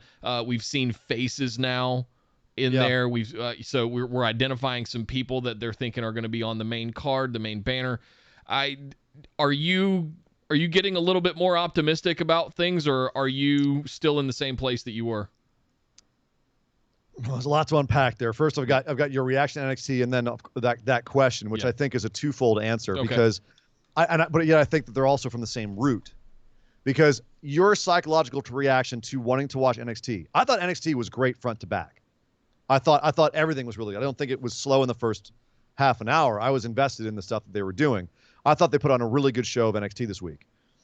That being said, there's no doubt that coming off of Sunday, watching NXT before AEW is definitely like, okay, let's get through this because I want to get something that's exciting me more right now. And part of that is because right now it feels like NXT is coasting on its way to this new iteration. And they're setting up some stuff, but it also feels like I can't fully invest in this right now because I don't know what NXT is going to be. That's it. Are they going to change the tone? Are they going to change more than just are we going to put a new paint job in NXT and everything else is going to be the same? Like, what are the philosophical changes that they're going to make in the brand? There's a lot of unknowns, and it made Tuesday's show one where if I sat back and enjoyed it as just an NXT show, it was a very good show. Absolutely. But it had that cloud of uncertainty over it. Some would say doom, some would say trepidation or excitement about what is to come. So that's kind of where I'm at with it, where I really enjoy this episode of NXT. They had some nice swerves, some nice setup for upcoming things, and they had probably one of the funniest segments I've seen on NXT in a minute. But at the same time, we have no idea what's coming next. We're seeing more of it. Honestly, the more I look at the layout, I like the fact they're opening the audience back up. We're going to be able to see the audience better. I do miss having back in the old setup at Full Sail, the audience was open to the ring. You could see them very clearly. And having at the CWC, like the chainmail and the plexiglass and everything, it does make it feel very separate from the audience. And the audience has felt very muted since they've come back. And I don't feel like NXT has really ever recaptured the feeling that AEW and WWE main roster both have by having crowds back. So in that sense, I can see that there could be a lot of excitement that the show could actually feel more exciting with the new iteration of it. And that's something that I am excited for. I'm like, ooh, could there be excitement being added back into NXT? Could this have a new life? It feels very dour right now, NXT. And I can see how you would want to inject some excitement into it. Is this the right way to go about it? I don't know. Do you feel the same way, Nick, where you feel like NXT could use a little injection of excitement or adrenaline in it? Or do you feel it's good right now? Well, I like some of the feuds that are going right now. I absolutely love the Carmelo. I mean, we'll talk about the matches, but I mean, some of the stuff that's going on, I'm excited for where things are going to go. But to your point about the cloud of uncertainty, yeah, I'm definitely ziggying over the wall a little bit, hiding, and kind of like peeking over and until I see that, oh, this is okay. I'm waiting for that. Oh, this is okay, because they're not telling me anything. They're showing me cryptic splatter paint commercials. And well, yeah, they want to keep you intrigued. Trying to be a clever brand, and I get it. I deal with that day to day. But I'm trying in my own work, like it's that kind of same stuff, right? Right. If you've seen any of the insurance commercials, it's never about car insurance. It's about some stupid emu or progressive people. They're not really. That's the point. Is they're not trying to tell us too much. They're trying to keep our attention and keep us teased. So I'm looking over the wall going, oh, is this going to be okay? I need to see next week to go, oh, this is okay. I need that moment of, okay, this is going to be fine. I'm very curious. Yeah. I know there's a lot of people that are just like, it's going to suck, I'm out. They were booing when they showed the NXT preview in Madison Square Garden, people booed it. I saw a video of like people were openly booing it. And there's, the RIP NXT is trending on Twitter, and like, a lot of the other podcasts and shows are like, NXT's dead. It's dead. I don't think it's dead. I genuinely don't think it's dead. I think it's going to change drastically, and it might lose a lot of its audience. But then again, it might pick up a lot of audience it didn't have before. I don't know, but I'm genuinely excited to see what they have in mind here. Now, we could be here a week from now and absolutely trashing it. I'm absolutely willing to completely put my foot in my mouth as well next week and just, it was amazing. Yeah, I hope forget everything I've said for the last month. It was amazing, top to bottom. Yeah. So skeptically optimistic. Yeah. Mel, don't hate the emus. Yeah, you would say that Australian with the emu war. I hear you. Emus are lovely animals. They are evil. Lovely.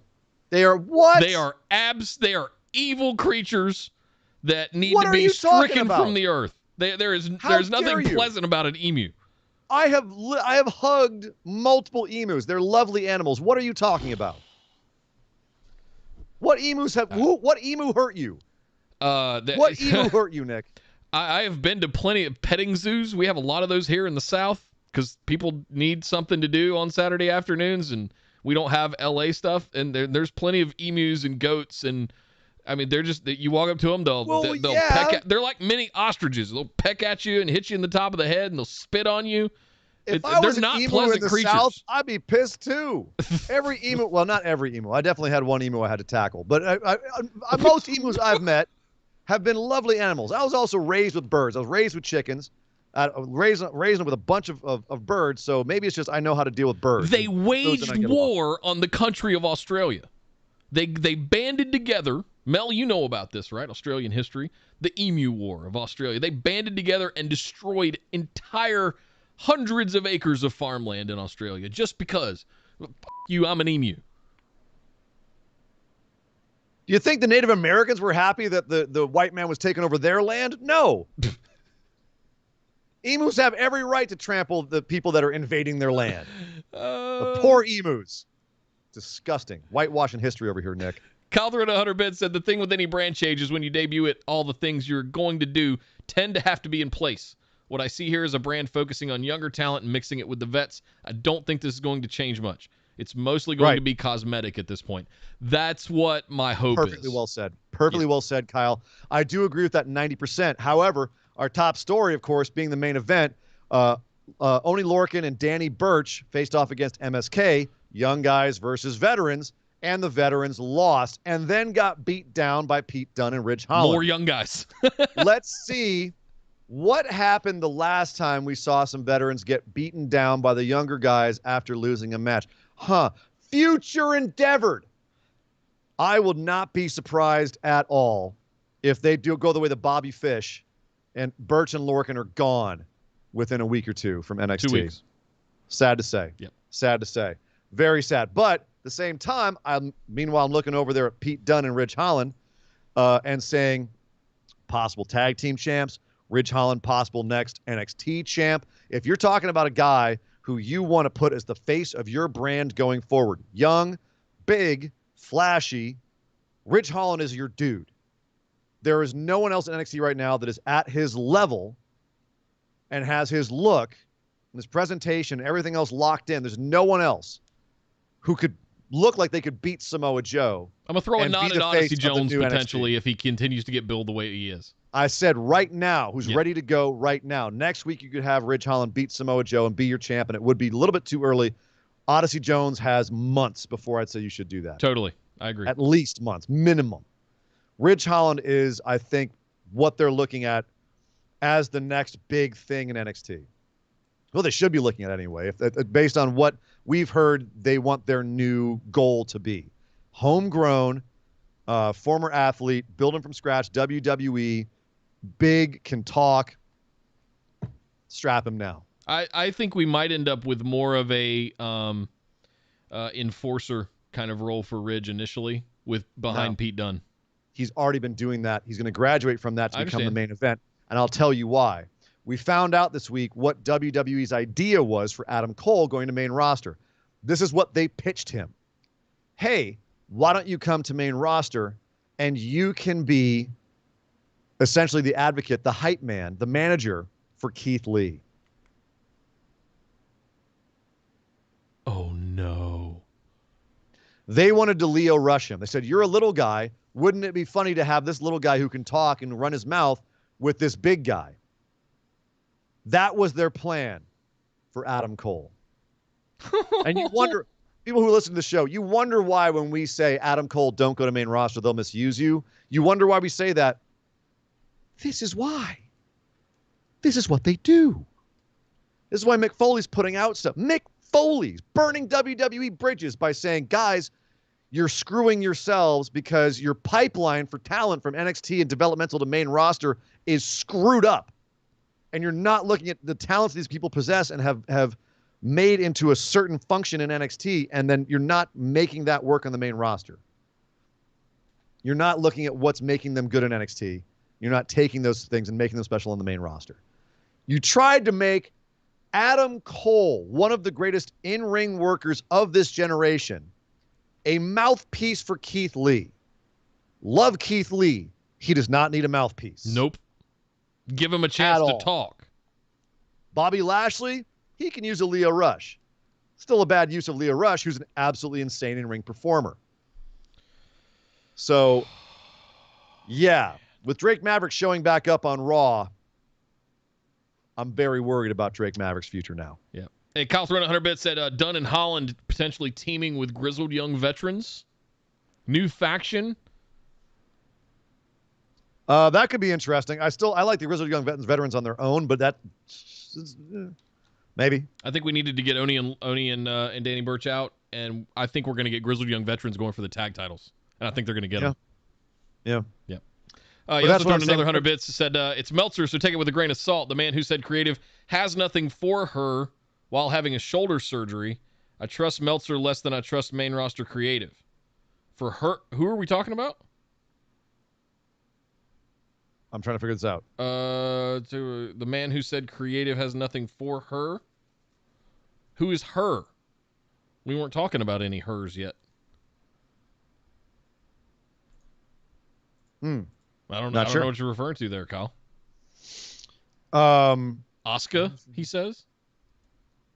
Okay. Meltzer has not been batting 100 lately, but at the same time, like he's still, he's not completely untrustworthy like some sources. So it's take it with a grain of salt, but not Yep. too big of a grain of salt. Yeah. Yeah, I mean, I think with the Asuka story, he even said like, I don't know, I think creative has nothing for her, but no one knew she was injured until she posted that picture of herself at the dentist's office. Nobody knew she had a bum arm. Asuka's really good at staying low profile. Like most people don't even know she's a mom. I had no idea. Yeah. So there's a lot of stuff about Asuka that she's really good at keeping low profile. But regardless, we were talking about Pete Dunne. So I was saying Pete Dunne, you were saying Ridge Holland is kind of an enforcer for Pete Dunne.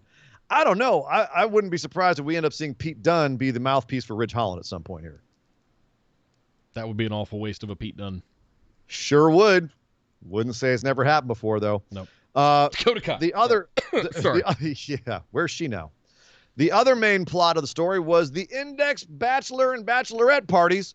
Some pre-taped segments that, for the Bachelorette party, had some cute moments, was mostly kind of a flop. It was Indi showing up to a restaurant where Candace had brought in a bunch of people because Indi has no friends, so she just brought a bunch of like randos like Casey Catanzaro and Caden Carter, one of Indi's friends from Australia who's like, nah, man, I'm here for Disney World. Sarah Schreiber, who was like, I'm not here to interview you, I'm just here to hang out. No, Mackenzie, sorry, not Sarah Schreiber. Sarah Schreiber's main roster. Mackenzie, I'm getting them all mixed up today. Give me the button. Give me the button. That's fine. We've used it enough. Give me the button. Okay. I deserve the button for that one, though. Yeah. Mackenzie Mitchell, who said, I'm not here to interview you. And ultimately, Indi and Candace ditched their own bachelorette party to go spy on the boys and what the boys are doing in the bachelor party. The bachelor party segment was absolute goddamn genius. They have had some funny segments like the Cameron Grimes, $1 Million Man, LA Knight stuff, which that stuff was brilliant. This stuff may have been better. Virtually every gag they had hit, Nick. What did you think of this segment? We had them go-karting. By the way, by them, that's part of the fun of this. We get them in a limo. We have Johnny Gargano and Dexter Lumis.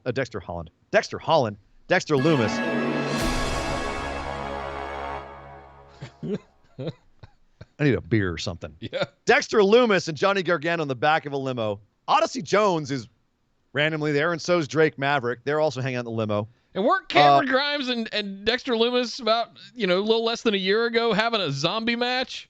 They referenced that. I loved it. They actually referenced history. Cameron Grimes bursts in the door and says, we're going to take this bachelor party to the moon. And Johnny says, what are you talking about? You hate Dexter Lumis.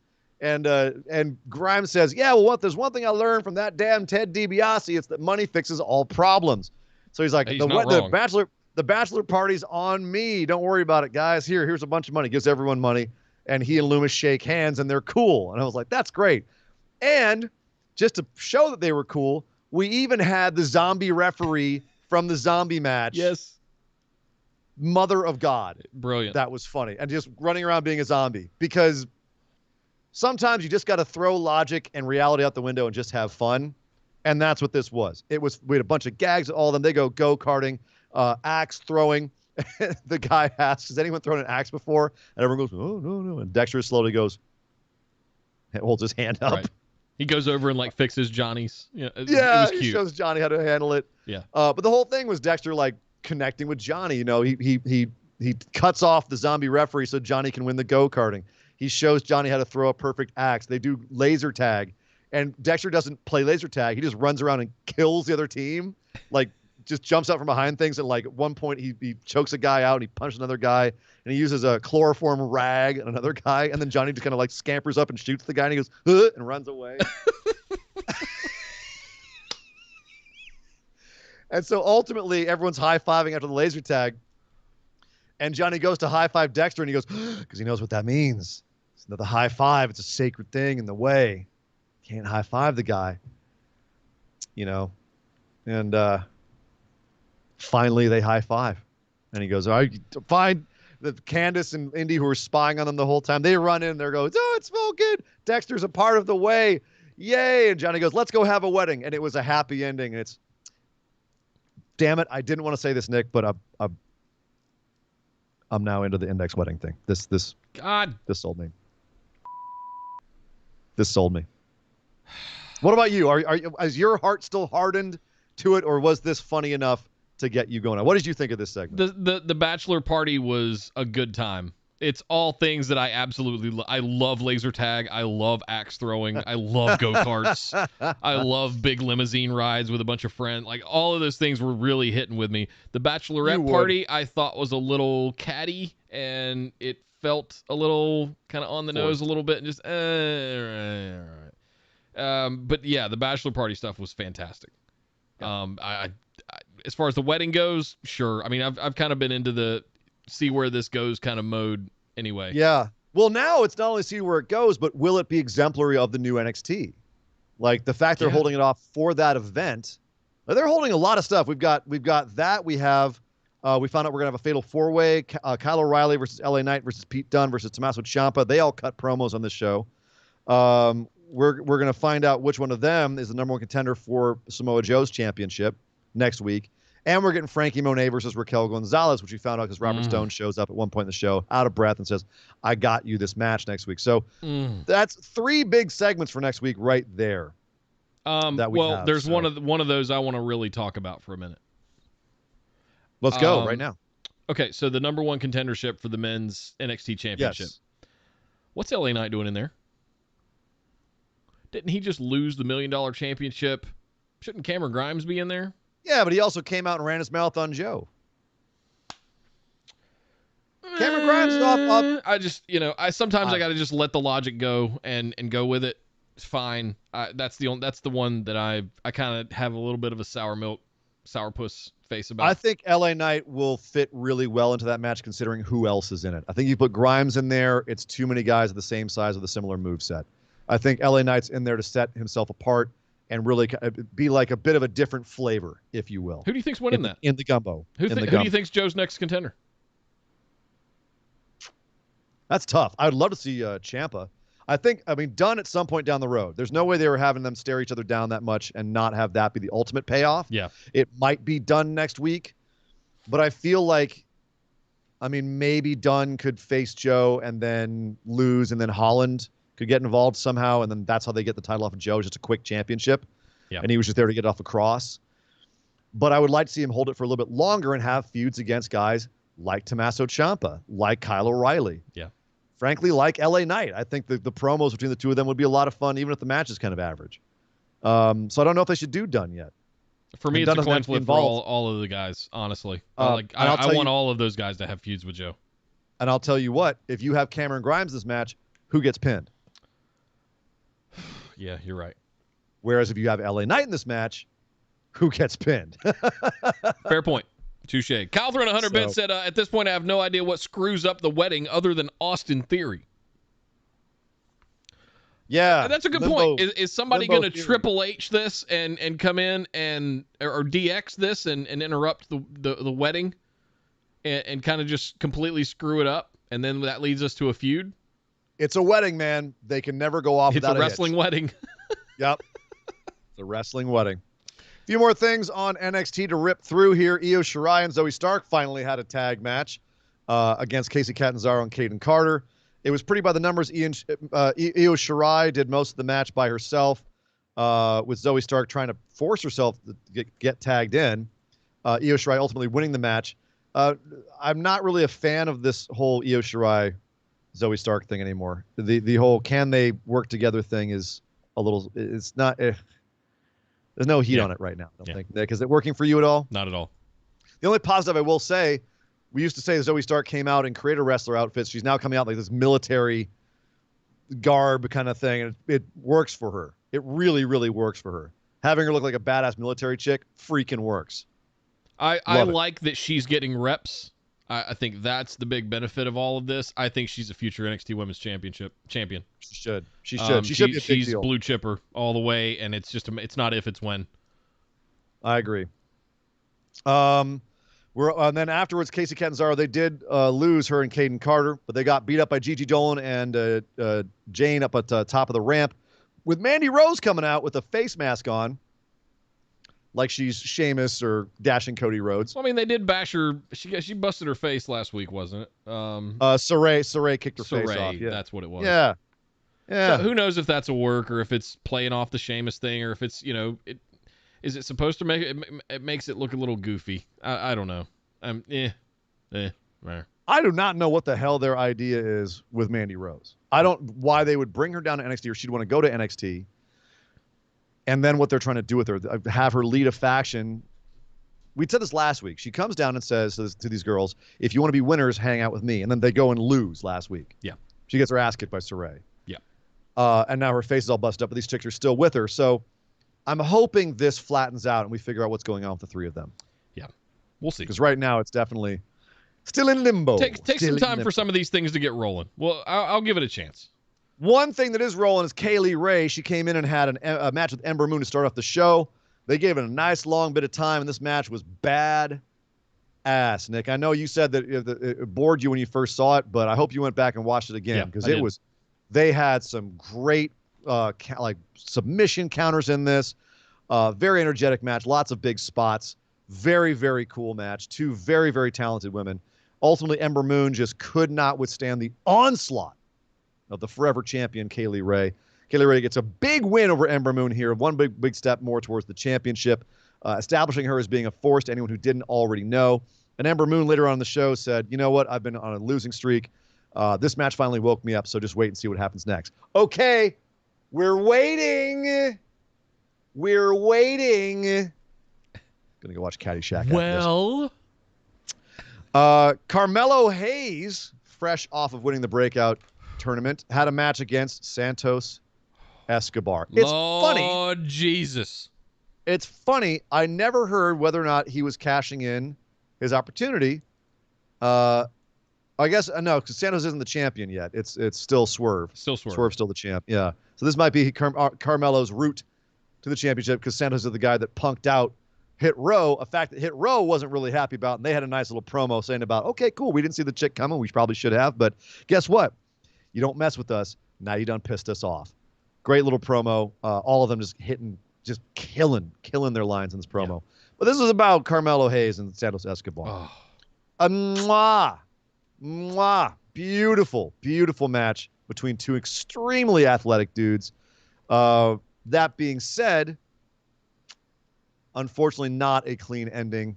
Carmen Electra Lopez, was standing ringside and decided to press slam Carmelo Hayes on the outside. That was impressive. What's up, Beefcake?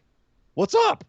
That was awesome. Tosses Carmelo's husk back in, and he gets pinned by Santos Escobar. But up until that point, fantastic match. Carmelo's another dude, blue chipper. Doesn't have the size, but I think on the main roster he turned into another Cedric Alexander. But goddamn, they're using him well in NXT. Yep. Santos too. Let's see. The Creed brothers. This is going to get St. Kyle in the chat all aflutter. The Creed brothers. Me too. He's been telling you, Nick. He's been telling you about the Creed brothers for a minute now. I remember. Now I get it, Kyle. I get it. Mother of God. Brutus Creed, Julius Creed, coming out in their they had their wrestling singlets on, which felt to me because they're members of Diamond Mine, which we both said that they're dead. Diamond Mine's dead. I stand corrected. Maybe not. I stand corrected. I didn't know what to expect from the Creed brothers. I did not expect this level of intensity, aggression, and charisma. These guys came out and they had a match against two dudes who I swear to God, if you had a creative jobber specifically, these guys would be creative jobbers. Chucky Viola and Paxton Averill, you poor bastards. They were there to get eaten alive by the Creed brothers, who just looked spectacular. They look like if you were to put singlets on Nebraska Cornhusker offensive linemen. Like if you, these guys are massive. It's like good old white boy AOP. It's what they reminded. They even did the AOP thing where they were bumping them together. Yep. Slammed them together. They cheersed them. Picked them up and they cheersed them. Yes. Julius looks like what would happen if Otis went on a diet, like a severe diet. Right. You got that same kind of like head and neck. But God, these are some big old boys. Also, maybe I've been trying to figure out who this was. I did a bunch of research on this. I couldn't figure it out. At one point, Malcolm Bivens was standing with them in the back before this match and introduces them. And then Roderick Strong comes up to say hi to the boys and good luck and everything. In the back of the Diamond Mine training facility, there was a woman training. I don't know if you caught a glimpse of her, Nick. No. But if that's I saw people back there, I didn't catch her. Go back and look. If she is the next inductee into Diamond Mine, then Diamond Mine is going to earn its name and reputation and get right back up on board because she looked like an absolute murderer. Damn. She was jacked. And if anyone in chat knows who I'm talking about, please throw out her name. I could not find it after an hour and a half of looking. Damn. But again, so Diamond Mine is back. Creed brothers look amazing. They could absolutely resuscitate this as being a faction that finds these young, big talents and puts them on a stage. And Malcolm Bivens is the guy who's like, that's right, I found him. Look at my dudes. They're going to kill you. Hey, Calthrin 100 bit said, Creed Brothers were everything I thought they would be, and then some. AOP meets the Steiners. Hell yeah. No wonder Gerald Briscoe recruited these guys. No wonder. Gerald Briscoe has an eye. And thank you, Kyle. He also said Emily Anzulis is the name of that one. I knew he would know. Emily Anzulis is the name of that one. So keep an eye because she looked like an absolute killer. If you want to have a Diamond Mine woman in the women's division, I think that's a great way to get this faction even more airtime if you want to have them be something. Also, Mei Ying made her in-ring debut. I was ready to hate this, Nick. Was ready to hate this. Why is Mae Young, 2,000, 3,000-year-old dragon lady? That's what they called her. She was a reincarnated dragon. Mei Ying? You said Mae Young. Mae Young. I mean, it could be the reincarnation of Mae Young. Classic. Mae Young classic, in fact. Hey. Mei Ying had a match. The former Wendy O. I was ready to hate on this, Nick. I was like, okay, Boa loses. Xia Li disappears. And so now Mei Ying's like, well, I guess I got to get up. Kick some ass myself. Comes down to the ring against poor Virginia Ferry. Oh. And I will say this. It's a squash match. Of course. You know, fine. Every member of Chun Sha had a squash match at some point before they stopped having squash matches. But for a squash match, this was cool because squash matches are a great way to show off the offense and some of the moves of the squasher on the squashee. Apparently, Mei Ying's offense is all throat strike based. Huh. Like, you know how, like, you've got some guys who are masters of taking out the leg, or Kurt Angle would going to break your ankle, or, you know, they're strikers. Mei Ying apparently only hits the throat. Yeah. It's all throat strikes. That's all she did. And it was very effective, and her moveset looked really freaking cool. Do you think we're going to see more of this? I wouldn't be mad at it, but what's the shelf life? What's the end game? It was our question when Chun-Li first came out is, okay, this looks really cool, but how do you keep the mystery and the mystique? Once they get in the ring. Book out 2 seasons of this TV show. How does it end? Did Damon Lindelof write the Qian Sha storyline? Because I have no idea how this is going to end. It doesn't feel like they do either. I don't know. I don't know what, like you said, I don't know what the end game is here. It isn't not cool. Like she looks amazing. Well, we said this when Qian Sha first debuted. Is okay. Xia Li looks hella cool. Boa looks really cool. The creepy lady up there on the throne is really it was cool. Some Mortal Kombat shit. But our first question was, where do you go with this? This is dangerous. As soon as you lose the mystique, you lose the gimmick. And so now they've taken the last element of mystique in this gimmick, and they've put her in the ring, and they've made her a killer, but they made all of them killers at first. And Xia Li gone. Boa loser. So it's cool right now. How long will it stay cool? Yeah. And that was NXT. Yeah. Very solid show. And SmackDown was a very solid show. AEW, 2 solid shows this week. Damn good week of wrestling, Nick. Woo. We are blessed, which means our next segment is going to be very difficult to pull off. And that's a little thing we like to call our moment of positivity.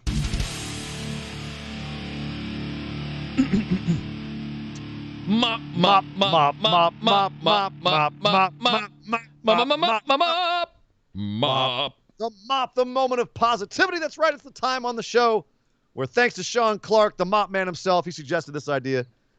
Shout out to him. We got to do at the end of every episode, we got to look back over everything that we just talked about. We got to find something that made us extremely happy, like the top fun, happy, amazing, awesome thing, and just we marked out the most about. We're going to call it out, say what it was, as a way of making all you happy out there, hopefully spreading our happiness and joy and positivity to you out there in phenomenal listener land. And afterwards, we can all leave the show happy and better off and more positive. Nick, what was your moment of positivity for the week?